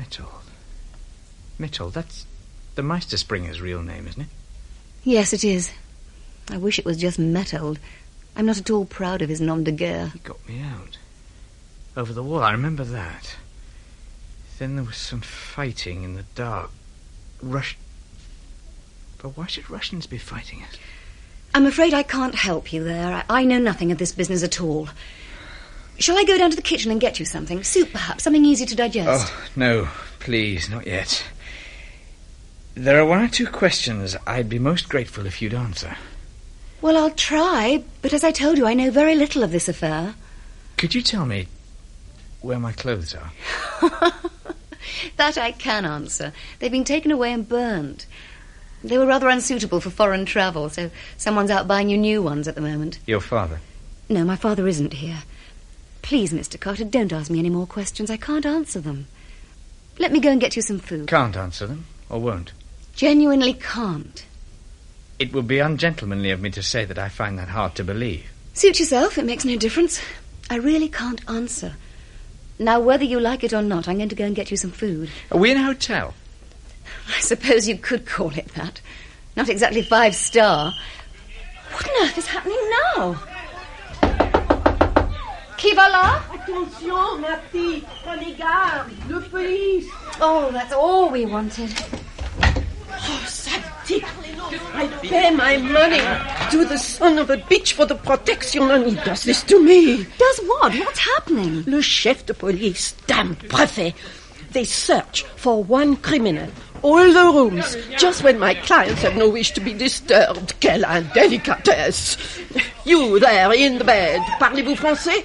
Ah oui, certainement, madame. Oh, bien. Not a word in English, comprenez? They look for the roast beef. You, ma chérie, off with your clothes. Into the bed with him. What on earth? Vite. You in clothes. English clothes will attract attention. In bed on déshabillé. No Frenchman, even a damn cop. Take much notice there. Quick. Vite, allez. Did you understand all that? I rather gathered she wants you to get into bed with me. Without your clothes. Oh, she may have something there. So if you don't mind... Oh, I'm sorry. Please, don't apologise. I'm really most grateful to you for... Shh! Be quiet. Gardez-vous! Les pépia! You English pépia! Stiff! Sven! Hund! Wait! Hand fell open! Hollandaise! Stupid!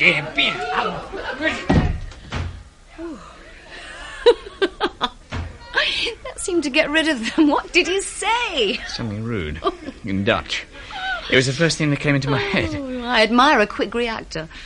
Well, I'd better hop out and get dressed again. Don't you think it might be wiser to stay as we are for a little longer, in case they come back? A very quick reactor. You're supposed to be an invalid. Now, I'd better get up and retrieve my clothes.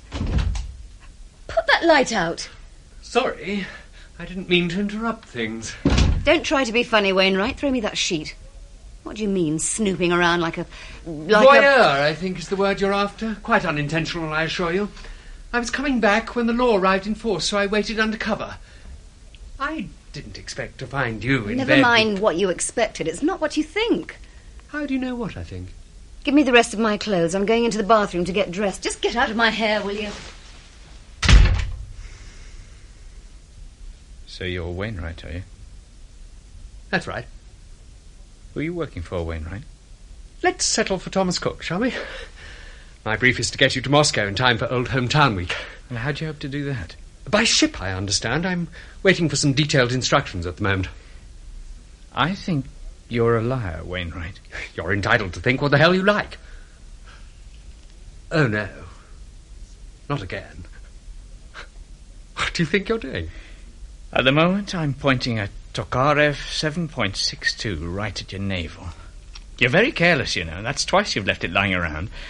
Only this time I don't intend thumping my head on the ceiling. And where will it get you? Far enough, I think, this time.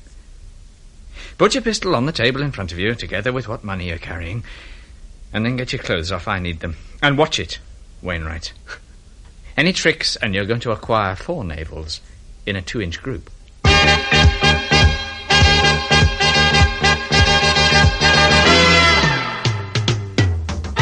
Christopher Good as Charles Wainwright and Melinda Walker as Elena in The Meisterspringer, a thriller in 6 episodes by Barclay Mather. Carter was played by Graham Blockey. Arthur Moulton was Michael Kilgareth. The Abbess, Betty Bascom. Charlton and the gendarme, Brian Smith. And the doctor, Robin Summers. The Meisterspringer was produced by Graham Gould and directed by Caroline Raphael.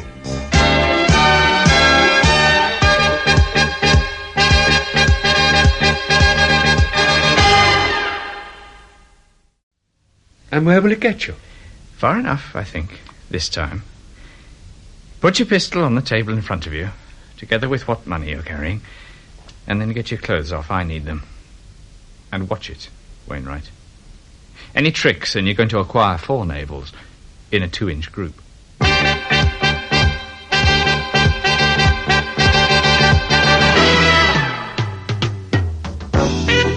The Meisterspringer, a thriller in 6 parts by Barclay Mather, starring Christopher Good as Charles Wainwright and Melinda Walker as Elena. Episode 4, To Spring or Not to Spring.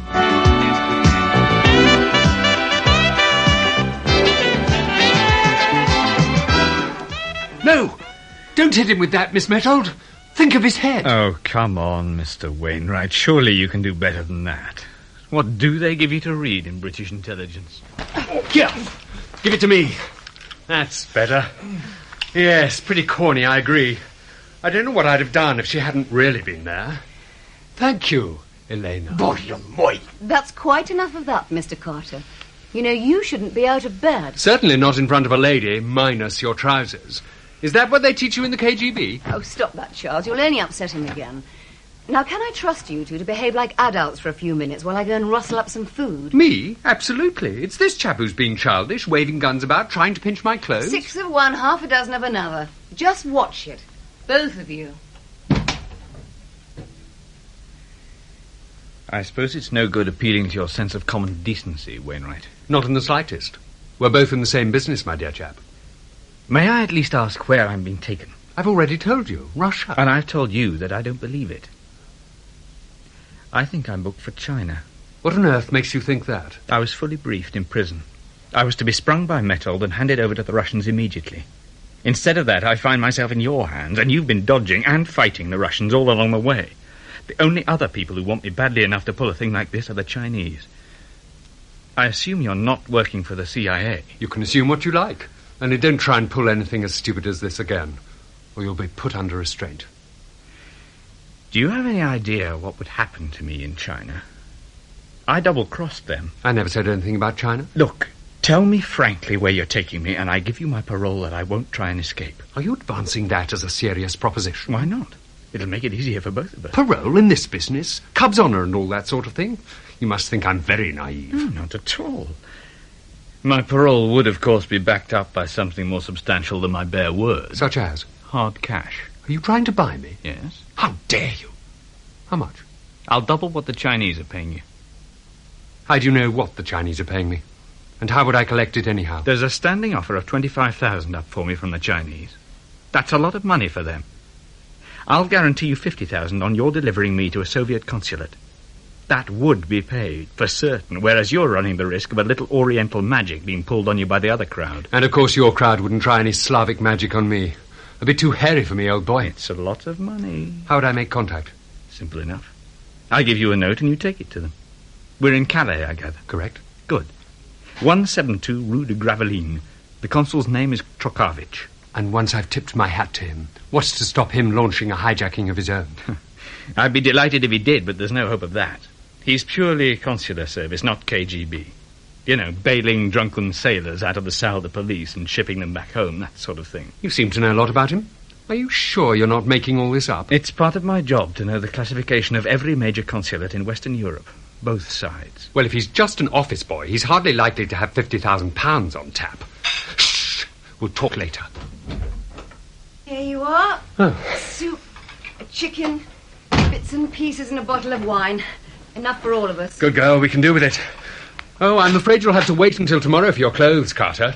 Oh, this looks good. Keep your thieving fingers off that chicken, Wainwright, until I serve it properly. Well, let's open the wine at least.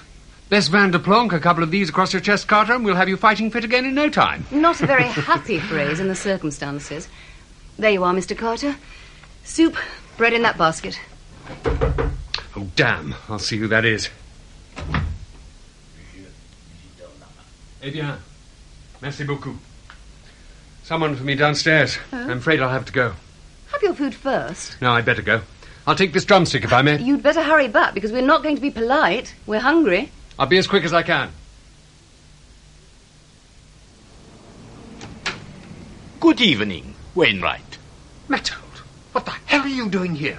Don't blame me, my dear friend. I would willingly be shot of the whole unfortunate business, but fate and your wretched gaffer has decreed otherwise. What's happened now? Everything that we would not wish. The police are still investigating the incident on Romney Marsh. They are very anxious to interview Elena. Her car was there also, don't forget. Didn't you report it stolen? Of course I did, but they had already found it. Given the mysterious involvement of the Russians, they now naturally want to see her. I've insisted that she's away on business, but they are taking that with a grain of salt. They are convinced that she has had something to do with Carter's escape, so that brings me under suspicion also. Then why are you over here? This is asking for trouble. You'll lead the chase back to us. There is that danger, but the gaffer was adamant. You know what he's like. Keep the number of players in the game as low as possible, he says. It was quicker to whisk me across here by private plane than to brief another courier. He has covered my trail, of course, as only he can. I hope your faith is justified. Personally, I'm beginning to have my doubts of the gaffer's omnipotence. Well, what have you got for me? First, he has instructed me to put you in the picture, to give you a sit rep. Skip the jargon, Mettold. Sorry, I thought you'd appreciate that. Well, you are in the greatest danger at present. I know that, for God's sake. You don't know it all. The position has worsened insofar as the British police suspect that you are in this area. They've taken Moulton in for questioning. What led them to him? Routine. A check on the movements of all fishing boats in that area.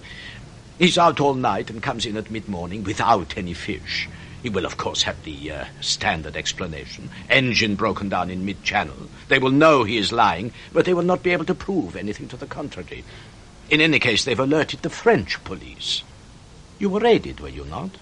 They were asking for an Englishman? Yes, that's right. And that drunken fool Charlton is not helping matters. He is being questioned, together with his pal, the doctor. Either of them could let something slip.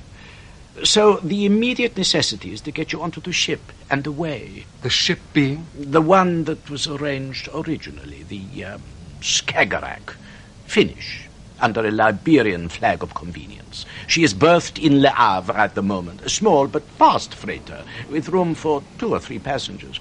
Quite comfortable, I'm told. And how do I explain the presence of a prisoner to the crew? You don't have to explain anything to anybody. The captain is a most understanding man. I believe I've heard that phrase used before. Oh, yes, about the abyss. Yeah, exactly. It always pays to employ understanding people. It saves an awful lot of explaining. Anyhow, Carter will hardly be a prisoner in the accepted sense of the word. Not once you're underway. He can't very well cut and run for it, can he? You'll just have to be careful going through the Suez Canal. Now, here we are. Papers, passport, etc., all in this briefcase, with £5,000 in sterling, US and Hong Kong dollars, in case of emergency. Clothes? Those 3 suitcases, 1 for each of you. 3? There's only 2 of us. And Elena. Elena? Oh, no, you don't. She's not coming with us. Mr. Wainwright, please. I thought I'd made that clear. She's wanted. Not by me, she's not. God almighty, cooped up on shipboard with your daughter for 3 or 4 weeks. I mean, no offence, but those really, are this the is... gaffer's express orders. I don't give a damn. I'll resign first. Resign? While actively engaged upon a specific operation. I'm not a regular member of your rather peculiar department, thank God, but I know enough of its workings to realize that you can't possibly mean that. Well, I'm certainly not going to accept that order until I've spoken to him. Oh, do so, by all means. But please, not on the telephone from here. It was bugged by the police some years ago, and I've never been certain that it was completely deloused. You'd better slip out to the call box in town. But be careful. The law is still on the prowl. Yes. Well, perhaps not. There may be a better way. I have to obey orders, your daughter doesn't. And I don't think she'll like this any more than I. Let's ask her, shall we? No, no, no! Have you got that through your skull? Elena, my dear. Don't Elena, my dear, me, you conniving old varmint. How dare you try to Shanghai me? If you return to England at this juncture, you'll be arrested. On what charge? Fugitive Offenders Act. Aiding in the escape of a prisoner. That's just for starters. They could feel your collar for that. But they'd have their work cut out to make it stick on me. I've done nothing except come along for the ride in order to prise you loose from the wretched business. Isn't that so, Wainwright? Haven't I begged and pleaded with you, grovelled, in fact, not to involve this stupid old fool in this? I don't remember your grovelling, but I agree that you haven't been a willing participant. I wouldn't be called upon to give evidence, though. Oh, yes, you would, my boy. I'd subpoena you. Sorry, not possible. State security. He's right, my dear. I'm only thinking of you. You could be in a great deal of trouble. And for what? Just for the sake of a pleasant little sea voyage, an interregnum during which the dust would have time to settle and certain things arranged. And you could return to England without a single question being asked. Thank you. I'll take the interregnum here in Europe. I am not, repeat, not, going on a sea voyage with this fellow and that other pathetic creature upstairs. Europe is no longer safe. The matter is now in the hands of Interpol, which means that every police force in the West is on the lookout for you. I'll take that risk. Have you brought me any clothes? That suitcase there, if you insist. I do insist. Passport? And I'll need some money.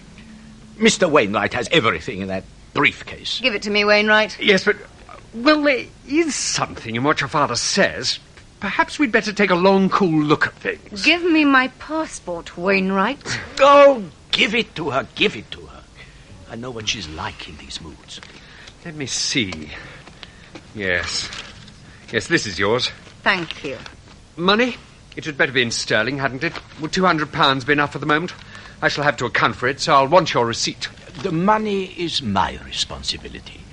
A father has his obligations. I can let you have £400 now, Elena. Then you must let me know when you require more. How kind. Look, Wainwright, I'm sorry if this is gumming up the works for you, but I'm damned if I see why I should go swanning off to the Far East with you on this preposterous caper. As your father will confirm, I've already flatly refused to take you with us. Oh, had you now? Just as a matter of purely academic interest, might I ask why? The very idea of being cooped up on a small ship with you appalls me. Right. You can bring my suitcase upstairs, Wainwright. I want to get decently dressed. I'll see you before I go, Father. You're going to have trouble with Carter, Wainwright. He's convinced that you're taking him to the Chinese. I know. He'd rather give himself up and return to prison in England. There's always the chance of an exchange in the future. Whereas with them, well, there's no future. I can't say I blame him, do you? The apportionment of blame is not part of my duties. Oh, the age-old excuse. Ours is not to reason why. We carry out our orders, and to hell with moral responsibility. Doesn't that worry you? No. Now look, you're out of it, unsullied, spotless in the clear, so just shut up, will you? And let us moral lepers wallow peaceably in the ordure. I don't think you're particularly well qualified to sit in judgment anyhow. Your father is not such a Simon Pure. You're damn right there. But you know my opinion of him. No, I don't, and I'm not interested. Here we are. Oh. I'll dump the case and leave you the run of the room to change, and then... The light! Quick! Where the hell's the switch? What on earth happened? Oh, here it is. Oh, your face! Never mind my face. That was Carter. Came out of the room and off like a rocket. Good for him. I hope he gets clean away. He won't get far. Damn. I thought I was safe leaving him with the door locked and no clothes. He's a professional, and he's getting desperate. Son of a bitch hit me with a bottle. It's no good you charging after him. You're dripping blood everywhere. Come and sit down. Oh, leave it alone, will you? I'll attend to it myself. Sit down and let me have a look at you. Go on, sit. It's not quite as bad as it looks. Lots of blood, though. You're going to have a peach of a black eye. You'll live, Wainwright. I expect you joined the service for the excitement. Go on. In there, Mr. Carter, please. Damn you, Mettold. Now sit down and be sensible. I hate pointing guns at people. So theatrical. I caught him on the stairs, Mr. Wainwright. Right, Carter, you've asked for it. You'll travel in handcuffs from now on. You haven't got any handcuffs. Go to hell, a lot of you. He's really not a good traveller, is he? Get ready to move, Wainwright. We haven't much time. We must leave for Le Havre. I'll be back in a few minutes. Look, Wainwright, we were discussing something a little while ago. But not any longer. You put period to that with a bottle. Yes, I'm sorry about that. But I didn't know it was you. I was desperate, somebody unlocked the door, and I just busted out. I apologise to you also, Miss Mettold. It's quite all right as far as I'm concerned. I wasn't clobbered. I'll go and see if I can get some iodine and a plaster. And now, please, no more nonsense while I'm away from either of you.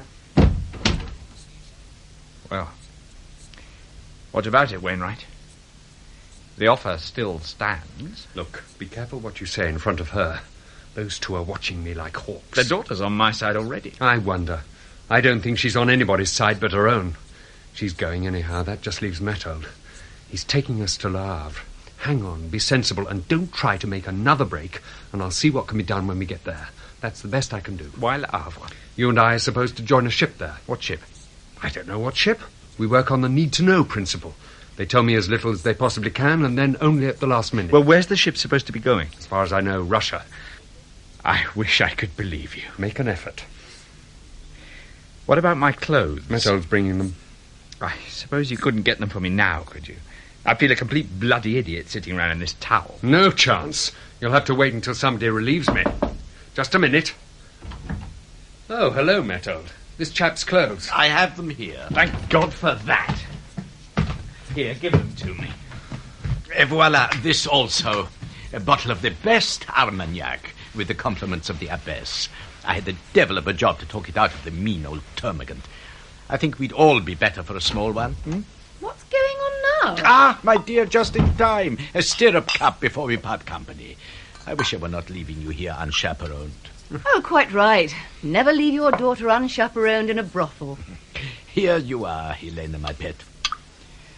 Gentlemen, we've had our differences and misunderstandings, our doubts and our difficulties. But I really feel that all of them are about to be resolved. Oh, I feel... God, no speeches, Father dear. Your health, everybody.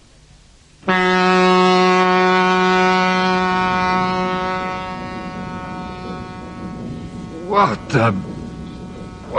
Where on earth? God, my head. Save your breath, Wainwright. Carter, where are we? Don't pull the idiot boy on me, you louse. We're on a ship, and well, you know it. You Mickey Finn me. I Mickey Finn you. Don't be a fool. Oh, God, my head. What happened? You tell me. The last thing I remember was your pal, the Meisterspringer, dispensing Armagnac. Oh, yes. Yes, that's right. Must have gone out like a light immediately afterwards. Nembutal. Tasteless. Hits you like a bomb. I've used it myself on occasion. Never thought I'd fall for it. But he had some too. Same bottle, didn't he? So did Miss Meta. They appear to. Very convincing. They're good. But I think we've just got to accept that we were fitted up. Isn't there a light? Where's the damn switch? Oh, blast, can't see a thing. Where's my lighter? We seem to be in some sort of cupboard. The paint locker from the stink. Well, at least I've got some clothes on, though I'm damned if I can remember dressing. There should be a porthole or something. There isn't. I surfaced before you, and I felt all round the place. There is a door, but that's obviously bolted on the other side. Your pals have done it on you, Wainwright. I wish you wouldn't keep on saying my pals. They're no pals of mine. Your erstwhile employers, then. I don't know what the hell you're talking about. They're certainly not my employees either, erstwhile or present. All right, act the innocent all you wish. You've just cleared something up, though. You're not a British agent. Have I ever said I was? No, you haven't. But the beautiful Elena has. She told me you were a government agent in charge of the whole operation, assigned to the task of getting me back to China. If she said that, she was talking through her hat. No, she wasn't. She was deliberately putting up a smokescreen in order to confuse us both, to avoid the possibility of our getting our heads together and doing a deal. No, you're not an agent, Wainwright, British or otherwise. You're far too inept for that. Do you know what I think? No, and I'm damned if I care. Shut up, Carter, will you? My head's aching. So is mine, but it's still functioning. I think you're the fall guy in all this. You're probably so terribly right. Let's leave it at that, shall we? No, bear with me for a moment. There may be a way out for both of us. Metold, the Meisterspringer, is a freelance, working for whoever happens to be paying him at the time, right? Right, if you insist. What does it matter anyway? No, it does matter, don't you see? He's been engaged by the Chinese to get me back there. He carried out his own specialized part of the task, the actual spring, very cleverly, hoodwinking me into thinking it was the Russians who were getting me out, thereby ensuring my cooperation. But the Russians got wind of it and tried to intervene. And what promised to be a smooth Meisterspringer operation became a wild cock-up. I land on my head and become hors de combat, the timing is thrown out, the rendezvous is missed, and so on and so on. The police on both sides of the channel are alerted, and things have to be played ad hoc, don't you agree? I neither agree nor disagree. I'm just excessively bored by the whole thing. As well you ought to be, poor chap. My guess is that you were subcontracted by the Meisterspringer merely to get me across the channel and onto this ship. You also are a freelance, though not in the same league as him, if you don't mind my saying so. I bet you haven't been paid yet. Am I right? Mind your own business. I thought not. You haven't been. And as things stand at the moment, you won't be.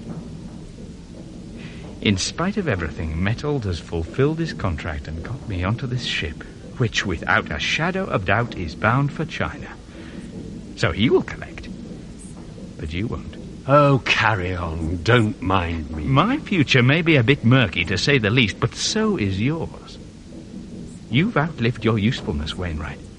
And you'll be dropped over the side somewhere when we're on the high seas. Then you'll no longer be a threat to him, and he'll have saved your fee. Crafty old Meisterspringer. Do you do conjuring tricks too? I don't like the fellow, but one can't help admiring him.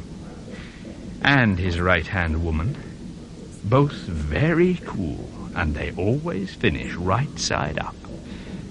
But there's still a chance of snatching the chestnuts out of the fire. So what about it? If you and I are sensible. Shh! Somebody here. Ach so, mein Herr. You wake up, eh? Mein Gott. I don't see two drunkener boogers all my life. We got to put you here because the French cops, they got long noses. And we don't have the license to carry passengers, see? All right, now, though. No more cops, pilot gone, and we're past the harbor buoy. Now all set for hell on the way. Where are we bound for? There on the back. How do you say? To see how far it is. You don't ask me questions like that. I am only chief mate. You ask the skipper. Maybe he tell you. Maybe.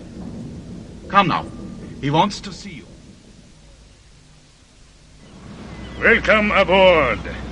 I am Captain Oli Kyer, skipper and part owner of this little packet. Home port, Helsinki, Liberian flag of convenience. Please, sit down. I bet you are wanting a drink like nobody's business. What's it to be? Scotch? Cognac? Akavit? A little bowls, perhaps? Water for me, please. A large jug of it. And for me. Water? Certainly. We even got that. Thank you, mister. Please, tell the steward to send in some coffee. Jawohl, Herr Kapitän. English, damn you. How many times I got to tell you, mister? We got Finns, Poles, Germans, Swedes, Dutch. Hell of a job to keep track. I don't care what bloody language they speak as long as they all stick to one. Everybody at sea chop a bit of English, so that is best. Well now, sorry about the paint locker, but that way we don't get too many questions. I'll put you in a nice comfortable cabin now. Let's see, you're Mr. Wainwright, no? No. So, you're Mr. Carter, right. Any questions? Yes, the $64,000 one. Where are we bound for? I would like to know that myself for certain, Mr. Carter. We are under charter, see? Cleared for Vladivostok, but we may be diverted 2 or 3 times on the way. Vladivostok? Russia? That's right. But we've got to go right round the world to get to it. Yes, hell of a trip. But that's not my business, mister. I don't ask questions. I go where the charterer tells me. All right by me as long as I get paid. Half on signing, half on completion. Bonus, if I can save some time on the contract. What are your orders regarding me? Us, I should say. I don't have any. You are just passengers put on board one dark night. You stay on board until I do get orders to put you ashore somewhere. Maybe a little way on, maybe a long way. But we try to make the voyage a pleasant one, eh? Are you Mr. Wainwright? You got any questions? Not me. Like you, I go where I'm sent. That is the best way. Excuse, please. Yes?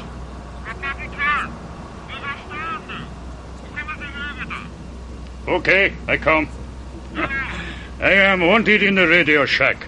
So many goddamn languages, I got to be my own operator. Coffee is coming. Help yourselves, and after that the steward will show you to your cabin. Sorry. By God, you'll be sorrier before you're finished, Captain Kyer. How dare you? You, Wainwright. You cooked this up with my father, didn't you? Had me drugged and put aboard. Me have you put aboard? I'd rather travel with a cargo of bitch cobras. Well, Carter, how do you explain this development in your scheme of things? I can't, Wainwright. But I think perhaps you can. Just whose side are you really on?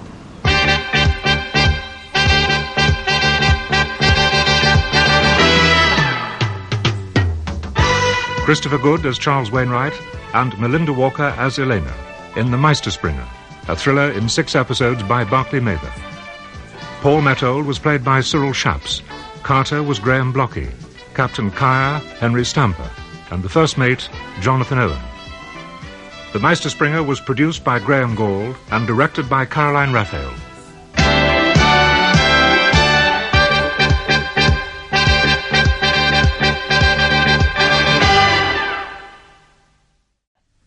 You, Wainwright. You cooked this up with my father, didn't you? Had me drugged and put aboard. Me have you put aboard? I'd rather travel with a cargo of bitch cobras. Well, Carter, how do you explain this development in your scheme of things? I can't, Wainwright. But I think perhaps you can. Just whose side are you really on?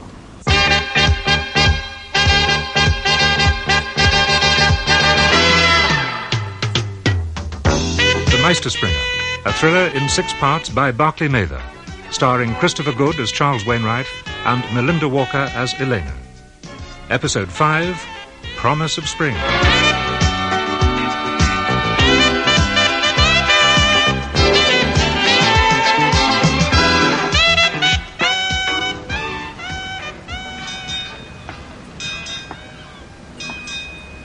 Sorry, Miss Metold, Please don't apologise, Mr. Carter.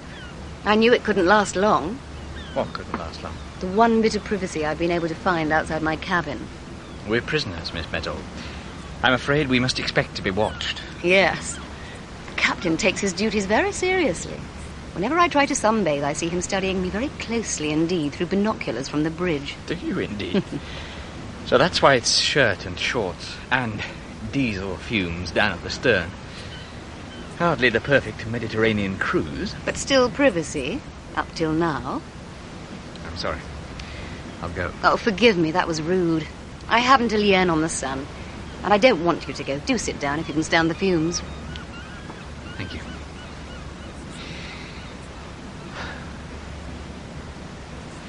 Actually, I was trying to keep out of Wainwright's way. Getting in your hair, is he? He's never out of it. I still don't really understand his motivation. You can count me in on that. Whatever it is, I can't stand the man. Half the time he seems so unsubtle, naive almost. After Calais, I thought he was working for you and your father. That it was your father who double-crossed him. And then when you turned up on board, I realised that it must be the other way round. I'll survive. And as for my blasted father, he's the prime cause of this unholy mess. I wonder if you know the whole story of what lies behind it all. I wish I did. Well, I'll tell you for what it's worth. Father, dear, in spite of a promise to me to keep clear of this sordid business, was contracted by the Russian embassy to spring you from Wormwood Scrubs. Yes. That's what I was told originally. He took a thumping advance on the job, and then he was blackmailed by Wainwright into springing you a day earlier. Who is Wainwright working for? Your guess is as good as mine. He told my father that he was a British agent. You say blackmailed. What was Wainwright's hold? I don't know. Something personal. He wouldn't tell me. And why would the British want to spring me from one of their own prisons? Why, indeed. The whole thing's absurd. I think he's no more a British agent than you are. I guessed that some time ago. But I didn't know who he was working for. It begins to look like the Chinese. I've just been hoping. Hoping what? Hoping against hope that he might have been telling the truth. That he might be delivering me back to Russia. But I knew in my own heart that I hadn't a chance. Sorry, I've no right to burden you with my woes. Now listen to me, Mr. Carter. James, isn't it? James, yes. Sergei once, but that's a long time ago. I'll settle for James. I don't give a damn for your nationality. I loathe your politics. And as for your profession, well, it makes my flesh creep. Is that quite clear? Yes. Good. I realise that you've been played a dirty trick, and that my father is largely responsible. He's taken money from both the Russians and the Chinese to get you out of prison, and now he's dumped you onto this ship with Mr. Judas Iscariot Wainwright. And what's more, he's dumped me, his own daughter, onto the bloody ship too. All right. That puts me on your side. If there's any way I can help, I most certainly will. You mean you're prepared to help me? I must admit that at this point I can't see much hope, but yes, I am. But there is hope, there is. If you're really willing to help. I've just told you I am. Then listen. Tomorrow we arrive at Port Said. All I need is for a note to be delivered to the Soviet consulate there, telling them I'm a prisoner on board. Yes. I see. Oh, but wait a minute. Just suppose that Wainwright is telling the truth and you're booked all the way to Vladivostok. Mightn't you be cutting your own throat? No. If it is the truth, the Russians will know already that I'm on board and they'll take no action. On the other hand, if they didn't know I was on board and they find I'm being kidnapped to China, they'll have me taken off. How? They'll find a way. Have you ever been through the Suez Canal? No, I haven't. Right. Then let me explain. Port Said is at the Mediterranean end, and Suez at the other, southern end, with 101 miles in between. It normally takes 12 hours to get through. That would be more than enough time for them to act. But how? Miss Metal, Elena, please believe me, I know how they work. A bribe to the right quarter and there'd be a canal police party put aboard somewhere. A quick search and I'd be whisked ashore, very quietly and discreetly. And I'd be on my way by car to the Russian embassy in Cairo within the hour. Have no doubts about that. And if you wish to come too, and then be returned to London in your own time, that would be arranged. I know. And I have the authority to promise that. All right. But the problem will be to get the note to the consulate. It'll have to be tomorrow. I rather gather we're all to be locked up down below before entering Port Said harbour. One of the crew. £50 if you'll hand it to a policeman, and 100 when we get to the other end of the canal and have proof that the letter has in fact been delivered. Unfortunately, I haven't any money. I could provide the money, but nobody's going to be allowed ashore. I asked Captain Kyer if somebody could do some shopping for me, and he said no. We'd only be stopping for a few formalities in midstream and then going straight on through. All right. Look, the formalities never take less than an hour. Canal dues to be paid and all that sort of thing. And they always put a couple of policemen aboard on gangway duty. See? The thing to watch is that we pick the right crew member. The steward. The young Filipino boy. I've been teaching him a bit of English and he seems grateful. Well, there you are. Elena, will you really do that for me? I don't know how to thank you. Don't try. It's much too soon to start cheering. And there's something I must make abundantly clear to you, James. I despise you for what you've done, and I'm helping you purely because what my father and Wainwright have done is just as bad, possibly worse. You, perhaps, were motivated by patriotism. They're just in it for the money, and that disgusts me. If I told you that the whole damn business disgusts me also, would you consider me a hypocrite? I don't know. I really don't know. Anyhow, I'm not your judge. Now then, let's get back to facts. The note. I'll write it. In Russian. But I give you my word that I'll show you a true translation in English. I shall not in any way incriminate your father, or indeed Wainwright. I don't need a translation. I can read and write Russian. Mr. Carter. Oh. So, what have we got here, eh?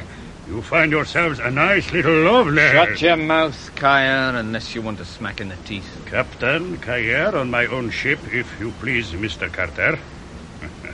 Miss Method, Mr. Carter, how about a little drink up on the bridge deck? We will be seeing the lights of Alexandria before long, and then it's only 2 jumps and a skip before we'll be picking up the Port Said pilot. Kind of you. But I must go and change. I'm sorry about that, Mr. Carter. I don't mean any harm, just try to make a little joke. Glad to see the ice beginning to break up a bit between you three, huh? Okay, I see you at drink time.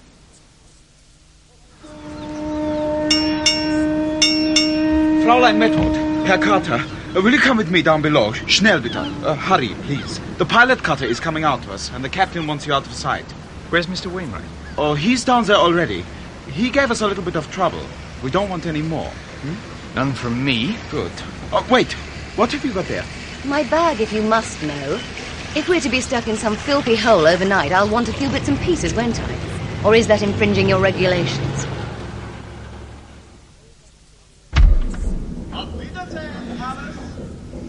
Oh, this is awful. You can thank your father for it. Can she? Her father? Or you, Wainwright? Oh, not that again. That again. It's true, isn't it? Think what you like. We're stuck here for God knows how long, either way. Yes, we are. Unless... Unless what? Oh, nothing. I was going to say unless someone finds us here first. But that's not very likely, is it?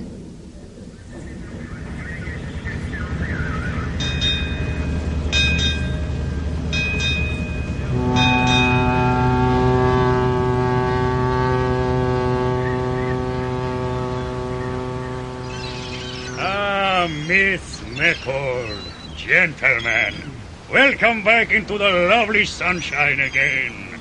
Very nice, eh? I hope it was not too uncomfortable for you down there. We did it in quick time this trip. Only 12 hours. Very lucky. Now, you want baths and a good breakfast, I bet. Exactly. Now, if you will let me pass. Of course. Thank you, Captain Kaya. She's not too happy, eh, Mr. Carter? No, I don't suppose she is. Well, I mustn't keep you. Oh, Mr. Wainwright, one moment, if you please. Yes? What is it? This letter. Maybe you ought to see it. You read Russian? Cyrillic alphabet? No. Right, and I read it to you. It's addressed in English to the Soviet consulate in Port Said. Inside, in Russian, it says, James Carter, XX752-9, held prisoner on MV Skagerrak, destination unknown, believed to be China. The Meisterspringer's daughter and one Charles Wainwright on board also. Request appropriate action. Signed, Sergei. How did you get hold of it? From the Filipino steward. Apparently, Miss Method gave it to him with £50 and a promise of a further 100 if he gave it to the cop on gangway duty. The steward knows what's good for him and brought it to me. Jesus, if that had got through, I could have been in plenty grief, mister. Interesting. Thank you very much, Captain. Okay, Mr. I don't think we'll mention this to either of them, if that's all the same to you. Good, no. Just let them think it's gone on its way. What they don't know won't hurt them. Exactly. Now I'd like to make a radio call. Sorry, Mr. Wainwright, but my instructions on that are very clear. No calls. Complete radio silence until I get a call the other way, giving me the instructions that I got to pass on to you. If I don't carry out those instructions, then all sorts of things happen to me. Oh, nasty things, Mr. Wainwright. Like I don't get paid. That's absurd. You're supposed to be under my orders. On my own ship on the high seas, mister, I am under nobody's orders but Oli Kayer. All right, then, instructions. Who gave you instructions that I wasn't to use the radio? If you don't know that, it's not my place to tell you. But it was the same guy who's paying me, and that makes him a very important guy in my logbook. I've worked for him before, and my money has been right there on the nail each time. Good? So, I do as I am told. Very well, then I won't argue, but I would like to know what your general instructions have been for the trip. It will clarify things between us. Oh, of course, I don't mind telling you that. Quite simple. I was told that 2 people were to be put aboard at Le Havre. You were one of them. At the last moment, that was changed to 3 people. I was to carry them east until I received firm directions about where I was to land them. I was to pass those directions on to you, like I just said. You were in charge of the prison passengers, but I am, was, and always will be in overall command of the ship. Okay? You go and get your nice breakfast now. Bloody hell. More coffee, anybody? Not for me, thanks.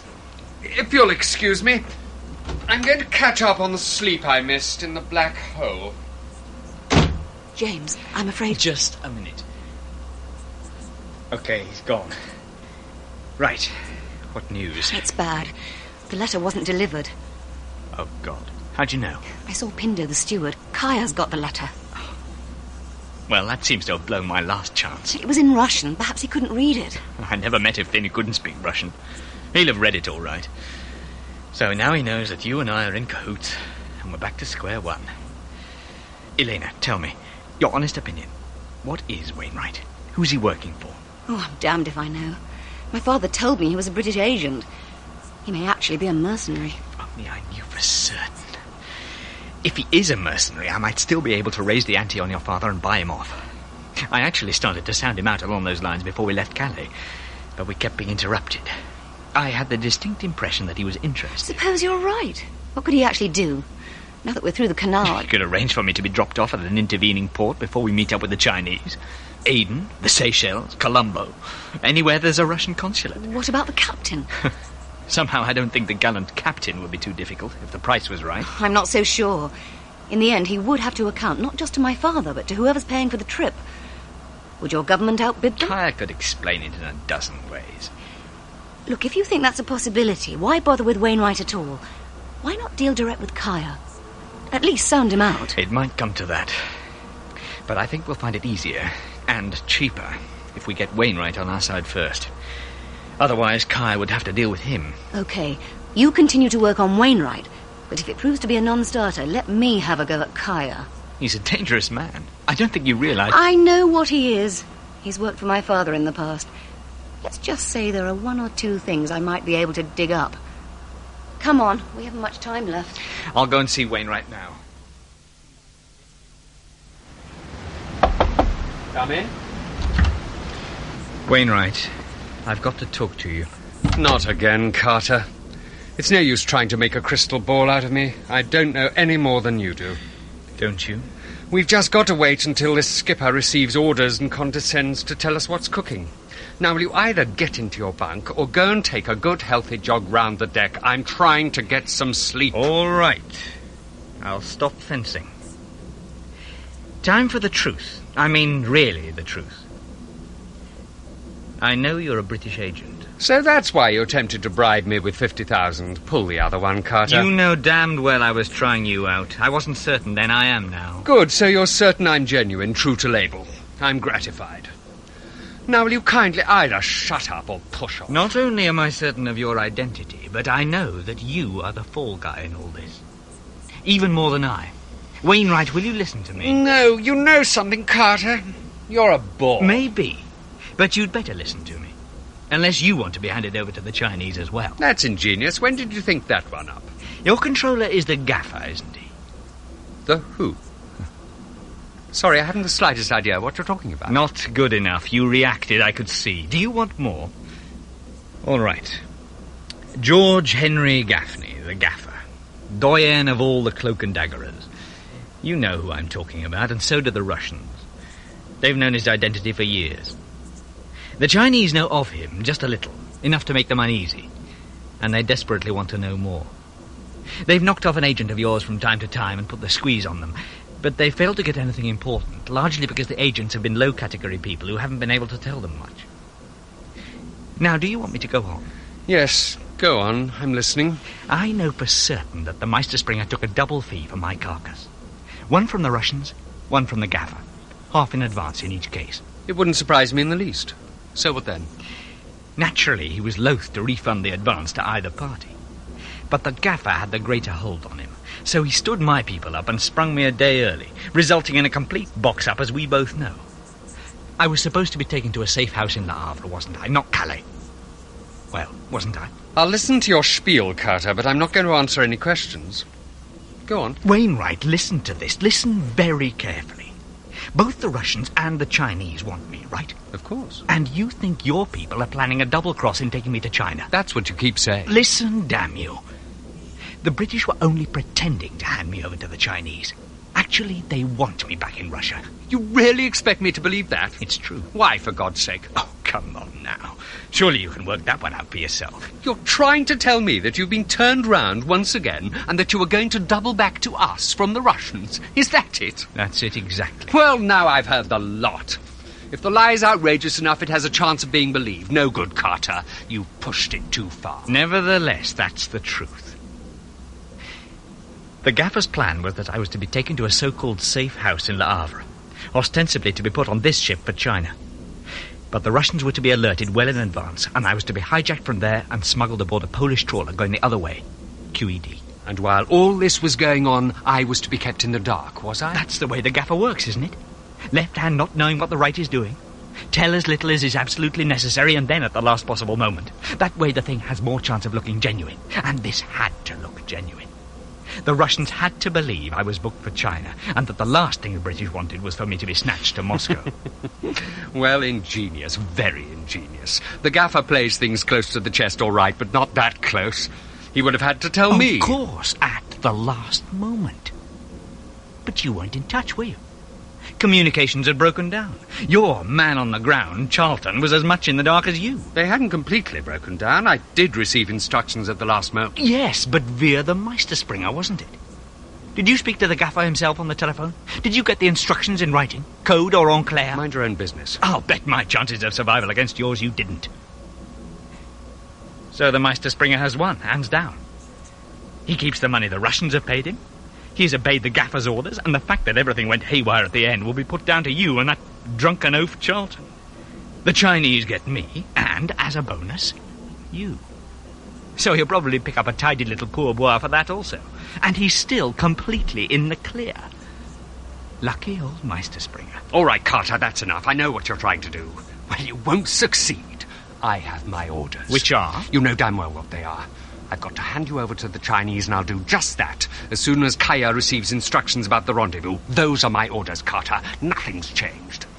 I don't know what you and that woman have cooked up between you. Why not ask her? She'll confirm everything I've said. She's been bowled a curve by a fond papa, and she's hopping mad. She's probably as big a liar as you are. Probably, but you'll never know until it's too late, will you? Unless you get through to the gaffer. Tell him where we are, and ask for further orders. Orders that will transcend any that Kaya is working under now. You actually want me to speak to the gaffer? Yes, I do. Tell him that if he'll cancel the order to Kaya to hand me over to the Chinese, I'll give him the one thing your interrogators didn't get out of me after my arrest. The one thing that he'd give his eye teeth to know. And what's that? The name of the KGB's chief mole in Whitehall. Oh, for heaven's sake. Didn't you know? I bet you did. A top civil servant, seemingly as British as Yorkshire pudding and kippers. The only question is, which one? Are you serious? A much bigger fish than I. Compared with him, I'm only a tiddler. Just try the gaffer with that, Wainwright. It's an offer he couldn't refuse. Even if I believed you, it's no good, I'm afraid. Oh, I'd like to contact the gaffer myself, but Kaya won't play. He says he's under strict orders to maintain radio silence. Well, we'll just have to get into the radio cabin ourselves, then. Crazy. But if I did agree, I wouldn't want you breathing down my neck while I was encoding a message. You don't trust me? Like I trust a Bengal tiger with a spring lamb. Hope for you yet. I was beginning to have doubts about your professional prowess. Patronizing bastard. I'll probably need your help with the radio cabin door, though. He always keeps it locked.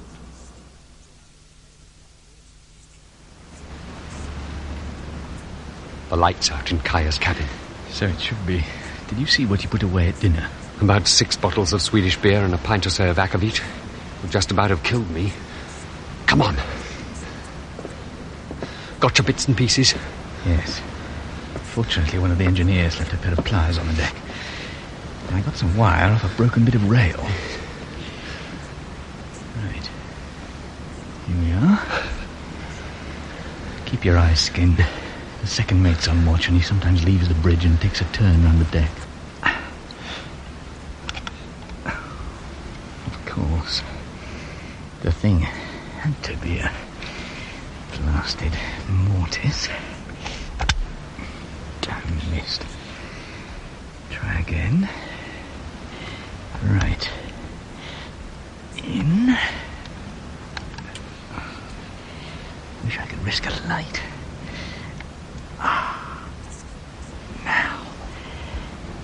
Now. Shh! Someone coming.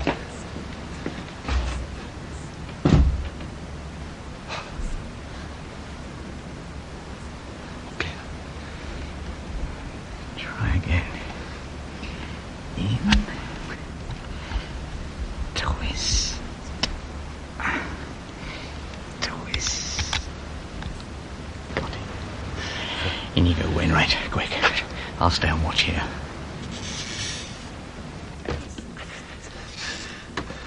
Get the blind drawn over the porthole. Right. Now, where's the light switch? Ah, here we are. Naughty, Mr. Wainwright. Breaking in like that. I was wondering what the scratching at the door was. Mice, I thought. I always sleep in the radio shack. Inward calls come in after midnight. Didn't you know that, Mr. Wainwright?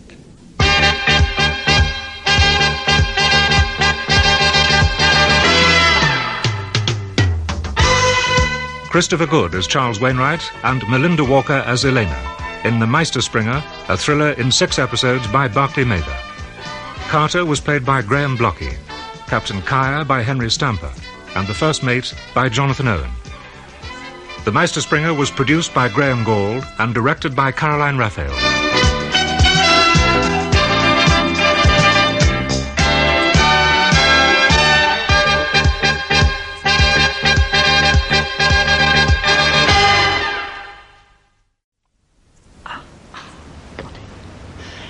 In you go, Wainwright. Quick. I'll stay and watch here.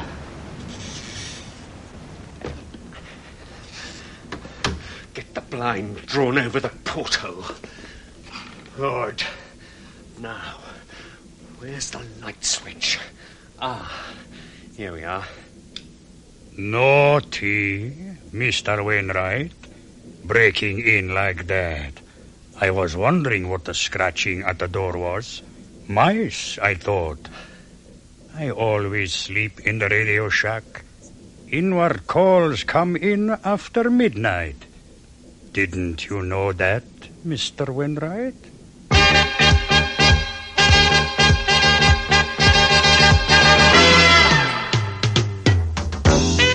The Meisterspringer, a thriller in 6 parts by Barclay Mather, starring Christopher Good as Charles Wainwright and Melinda Walker as Elena. Episode 6, He Who Springs Last.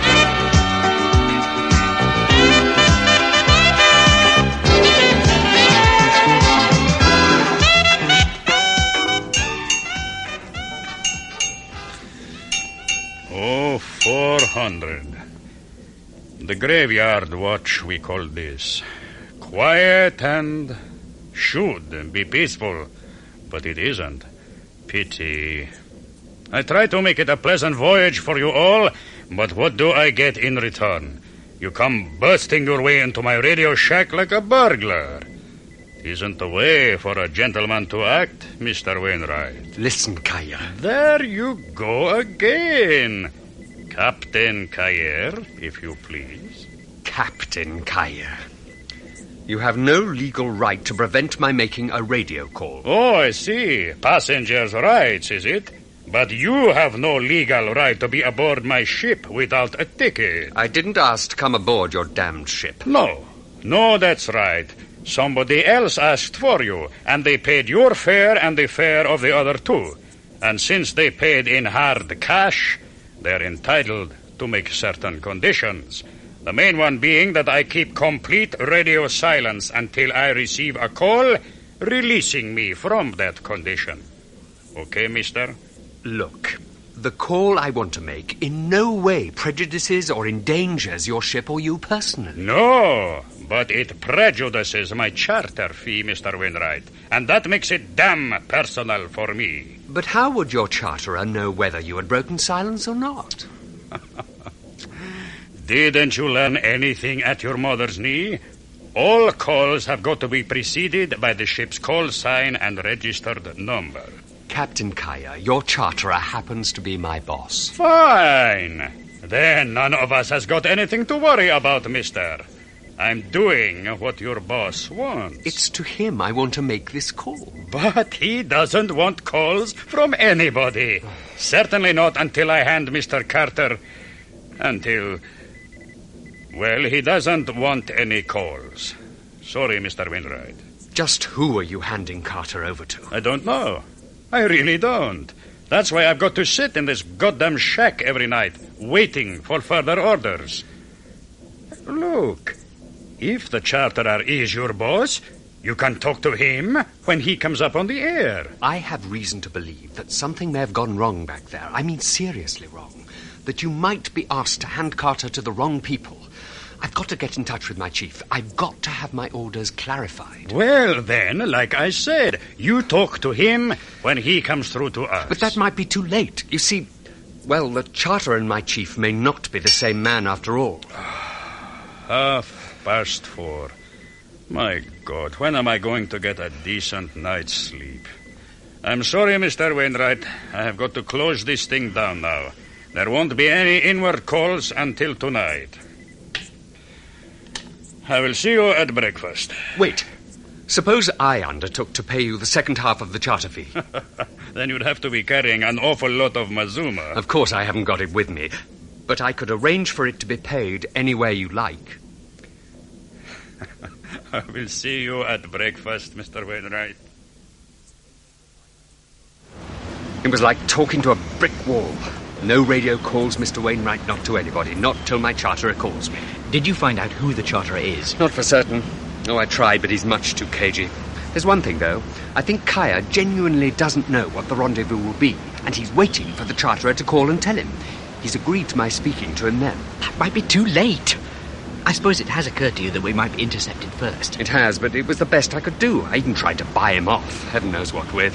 Meto took back most of what he was offering in Calais. Here's Elena. Not to be shared with her yet, I think. Any luck? Come on, I know you've been trying to get Kaya to let you make a radio call. So? No good. You should have let me handle it. I doubt whether even you could have done any better. I know the brute. Kaya's Achilles' heel is money. Do you think I didn't try that? How much did you offer him? We didn't get that far. Oh, great. Listen to me. How much could you go to? She means, what's your credit limit, Wainwright? I know what she means. Well, then. Oh, come on! My neck happens to be in the kitty. So might his be, and if it comes to that, so might mine. We don't know, do we? We don't know what these people are cooking up between them.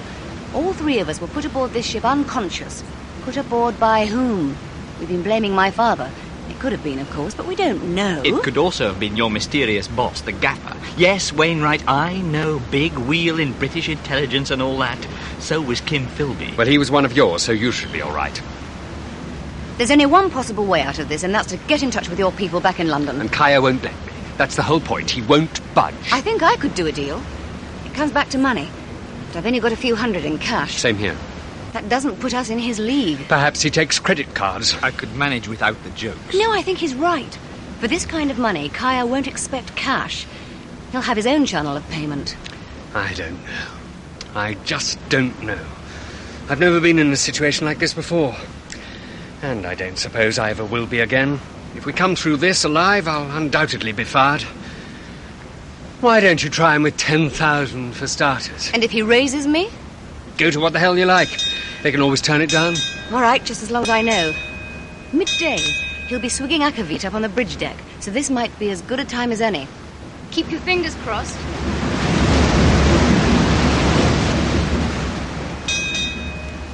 Well? As I thought. He's so corrupt, he's almost straightforward. He doesn't really know what's going on, but he'd have to be pretty stupid not to see that he stands to make bigger profits if he plays his cards right, and he's not stupid. Then why wouldn't he deal with me? Easy, he thought you were small beer. Oh, for God's sake. Listen, he's bright enough to have picked up that there's a tug of war between the Russians and the Chinese, and he's reckoned that if they wanted something enough, he'd get paid over and above my father's charter to deliver it. So, what's the deal? I've managed to persuade him that you're more important in all this than you seem. That you're a senior agent of the British government, and he's willing to do a deal. For how much? For £50,000 sterling. Oh, is that all? And what's he offering for that? For that, he will let you communicate direct with the gaffer in code, provided that you do the actual coding in front of him, and he approves it. He's prepared to place himself under your orders on condition that the 50,000 is paid to his nominee first, in cash. Elena, we're a government department, not an Arab oil consortium. Still, I'll put it to the gaffer, if he'll really let me get at the radio. I hope you know Morse. He says we're out of range for anything else. Believe it or not, that's something I do know. I wasn't a Boy Scout for nothing. My God! What is it, Mr. Wainwright? They've accepted. Why not, my friend? Quite a modest amount. I'm not a greedy man. 50,000. It hardly covers my oil bill. Hello? Something else coming in. Get this down, Kaya. Proceed to 17 north, 11220 east, fastest, ends. Let's see, 17 north, 112.20 east. I don't believe it. What? I don't believe it. What is it? Is it the rendezvous? I hope not. It's the Paracels. What's the Paracels? A damn nasty reef. 2 days sailing southwest of Hong Kong. Just rocks, with a sandbank to the east. Any ship's master keeps well clear of it. It's a death trap. Are you sure you've got the right place? Sure. There is nothing else for 100 miles in any direction. The whole thing is covered at high water, just. You could run onto it and just like that, and rip the bottom out of your ship. What the hell does your bloody gaffer want us there for? I don't know. Well, perhaps you had better find out. It's still another 10 days sailing from where we are now. Shut up, Kaya. He's sending again. Further orders awaiting you there. Stop. Ends. Conclusion. How can orders be waiting for us there? There's sweet damn all there, goddamn. Well, that's it. Mr. Wainwright. I'm stiff. What's the time? God, nearly 3. Mr. Wainwright. I've been sitting at this set for over 4 hours. I'm going to bed. Listen, Mr. Wainwright. We're 10 days away from it, you say? Yes. Right. Then this one is our secret. Make for these rocks, but as far as the others are concerned, we still don't know where we're going. Is that clearly understood?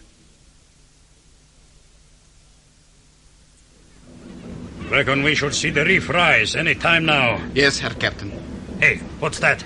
There, about 3 points off the port bow, just showing above the surface. The black shapes are like a wreck. Yes. Can you get your glasses onto them? Maybe the first part of the reef. The sandbank should be about 15 miles to starboard. East of 5-5. We'll reduce speed to 8 knots and double all the lookouts, mister. Yes, Captain. Now make sure they know what they're looking for. Sandbank, like a hog's back, and it's out of the water for no more than an hour at dead ebb tide. Have you got that? Jawohl. We can't take any chances in this place. 8 knots. Half speed ahead, mister. Oh, do you see any more? No, Captain.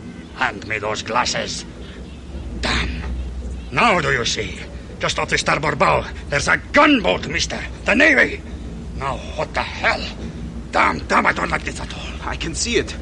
No, not the Navy, Captain. Hong Kong Maritime Police boat. That's worse. He's signaling. Do you read, mate? H-E-A... Heave to, astern.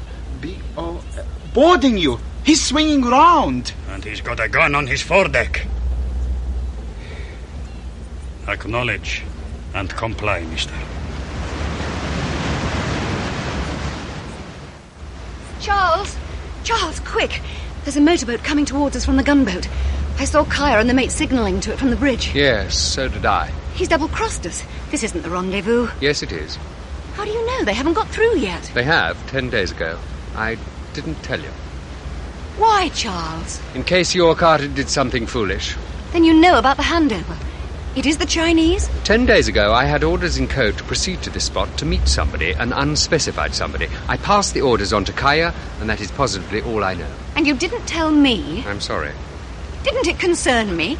After all we've been through, all I've done for you. I'm very grateful for what you did, but that doesn't put me under an obligation to break security to you. Oh, we're back to all that nonsense, are we? Well, let me tell you something, Wainwright. If you hand that poor devil over to the Chinese, I'll show you what breaking security means when we get back to civilization. I'll thrust the story wide open to the media. We're not back to civilization yet, Miss Little. Are you threatening me?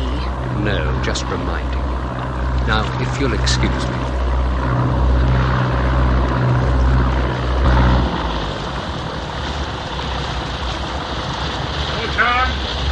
Stand by to drop accommodation ladder. Right, let go. Well, Mr. Wainwright, do you know who is coming aboard? No. Neither do I. But whoever it is, I hope you all get your business over and let me sail on damn fast. I don't like being hove to in shallow water. Now, here he is. Welcome aboard.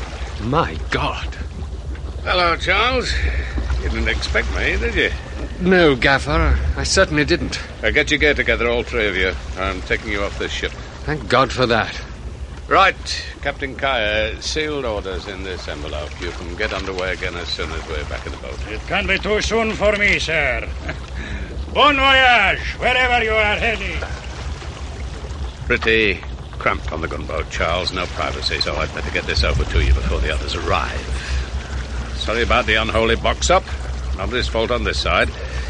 It was all largely caused by that cunning old swine, the Meisterspringer, playing both ends against the middle in order to double his take.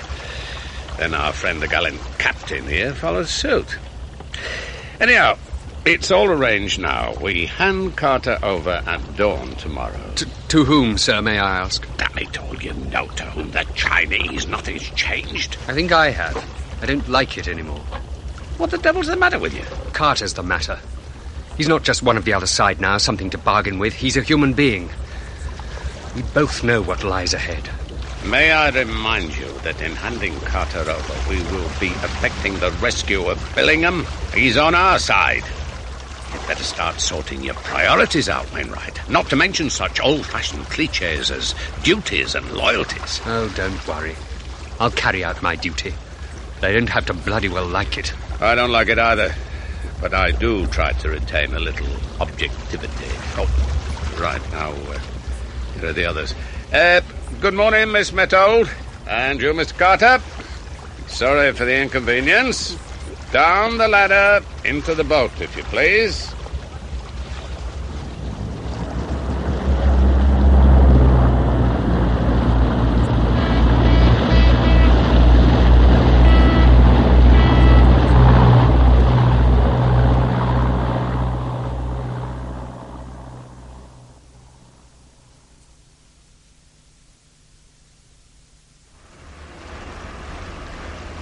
It'll be light soon. That's the Chinese boat. Dead on time.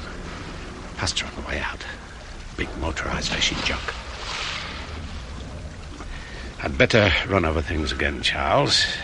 The sandbank will be uncovered just as the sun rises. It's nowhere more than 3 feet above water, completely bare, half a mile long, 100 yards wide, like a cigar. The junk and ourselves will be anchored a mile apart, a mile offshore. They'll put Billingham ashore, the east end, just one man rowing, plus another one as escort, armed. We do the same with Carter at the western end, one of the sailors rowing. You as the armed escort. Why me, Gaffer? Must it be me? You've got a dozen policemen and sailors on this boat. Well, you know Billingham for certain. So do you. I happen to be in charge of the operation, and I'm not going to risk my neck if there's a slip-up just to spare your delicate feelings. You'll keep right on Carter's heels, your gun in his back. They'll be doing the same with Billingham. At the first sign of treachery, if, for instance, they try to snatch Carter without handing Billingham over in exchange, or if they try to palm off someone other than Billingham, you will shoot Carter. They'll do the same on their side if they think we're pulling something. The rowers, theirs and ours, must remain in their respective boats with their hands on their heads while you others are ashore. That's to make certain that neither side tries to upset the status quo. We'll have you in view the whole time, and you can bet that they will also. So no tricks, Wainwright. Just a quick job. Get it over. A clean exchange. Clean, you call it? God. It doesn't matter what I call it. An exchange at the midway point. You take over Billingham, they take Carter. You come back to your boat and away back here. What's that? We're getting the boat ready. I must go and rouse Carter. Do you want a drink? I've got a flask here. No. Perhaps you're wise. I'm going to try to get Carter to have one, with a spot of something in it. You think of everything, don't you? Wainwright. What are you doing here? Eavesdropping. I heard everything. You're going to do it. If you heard everything, you know I am. I have no option. You should have thrown it in his teeth. There happens to be another neck involved in this. Billingham's. I don't know Billingham. I do know Carter. I know them both, and one of them has to go over the top. You just thank your lucky stars that you don't have to make the decision. Here's someone coming back. You'd better push off unless you really want to get involved. Very well, Charles, but think about it, won't you? Right, Charles. Carter's in the boat. Inspector Snell will be rowing you. The sun's just appearing. You can see the bank faintly. There's a flash from the junk. That means they're setting out. Good. Away you go. Right, sir. Just sit in the stern sheets, will you? Beside the other gentleman. It's only going to take us about 10 minutes. We've got to ground on the extreme western tip of the bank. I'll have to ask you to Caught me in over the last bit. Can you see the Chinese boat? Faintly. Fine morning. Going to be hot again. How am I for line? On course? Yes. Shut up, Inspector. That's a good chap. I'll tell you if you go off. Sorry, sir.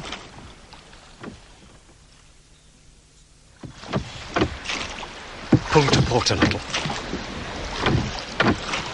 Hold it like that. In you go.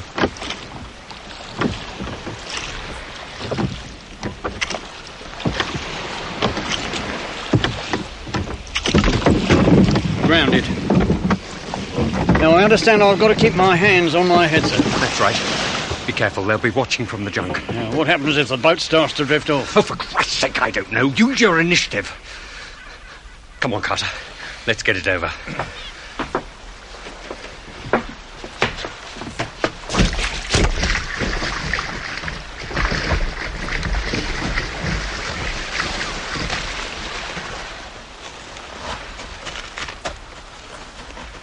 Right. Straight ahead. Look, Carter, I'm sorry about everything. You know what I mean. You know I had to do it. Shut up, Wainwright. You're only making it worse. I don't blame you. It's just the way the game goes. My only real mistake was to have gone treble.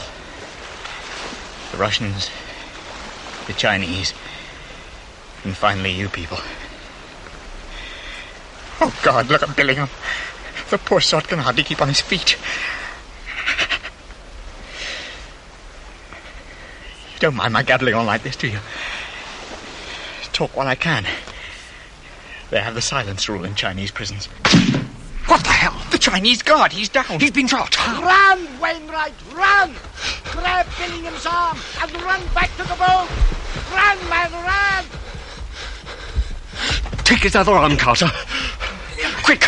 You heard what the man said. Run, for God's sake, run! Come on, Billingham, run! This way, Mr. Wainwright! Out to the boat! They're getting a long shot from the junk!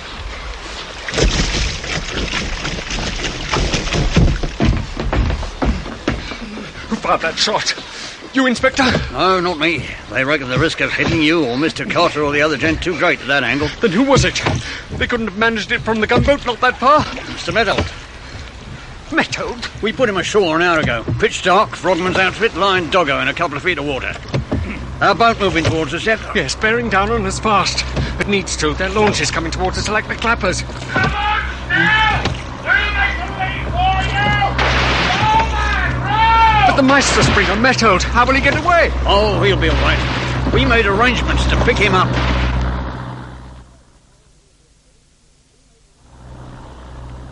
Hello, Charles. Had a good sleep? No. Oh, Billingham has. He's looking better already. And we'll be back in Hong Kong in a couple of hours. I have a few questions for you, Mr. Gaffney. Now, what's the matter with everybody? Brilliant coup, magnificently carried out, and you're all looking like orphans of the storm. Except for Elena, and she's spitting venom at her father as usual.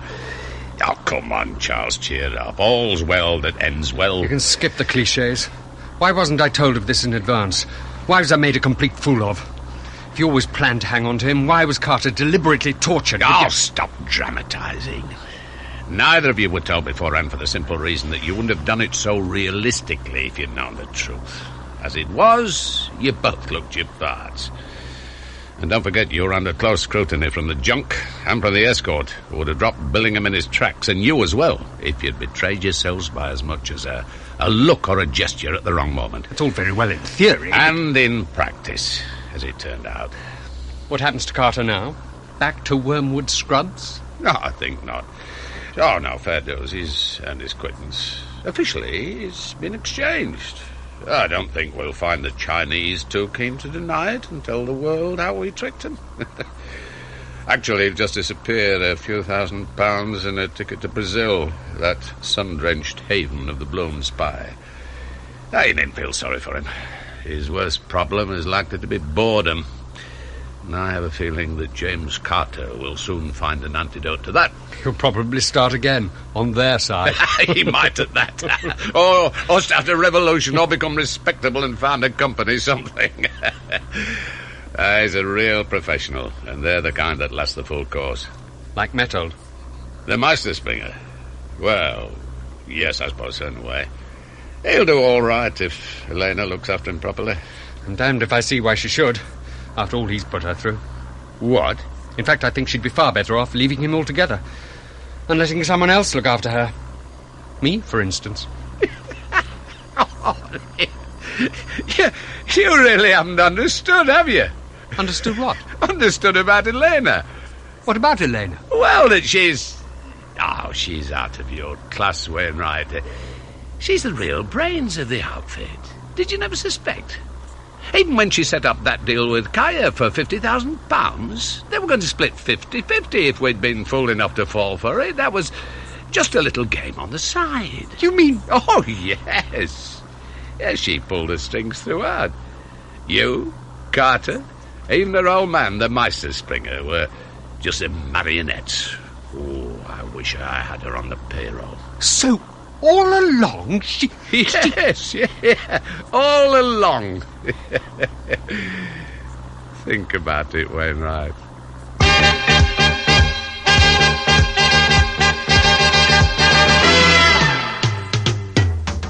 Christopher Good as Charles Wainwright and Melinda Walker as Elena in the final part of The Meisterspringer by Barclay Mather. Paul Metold was played by Cyril Shaps. Carter was Graham Blocky. The gaffer, Ronald Baddeley. Captain Kaya, Henry Stamper. The first mate, Jonathan Owen. And Inspector Snell, Roger Snowden. The Meisterspringer was produced by Graham Gall and directed by Caroline Raphael.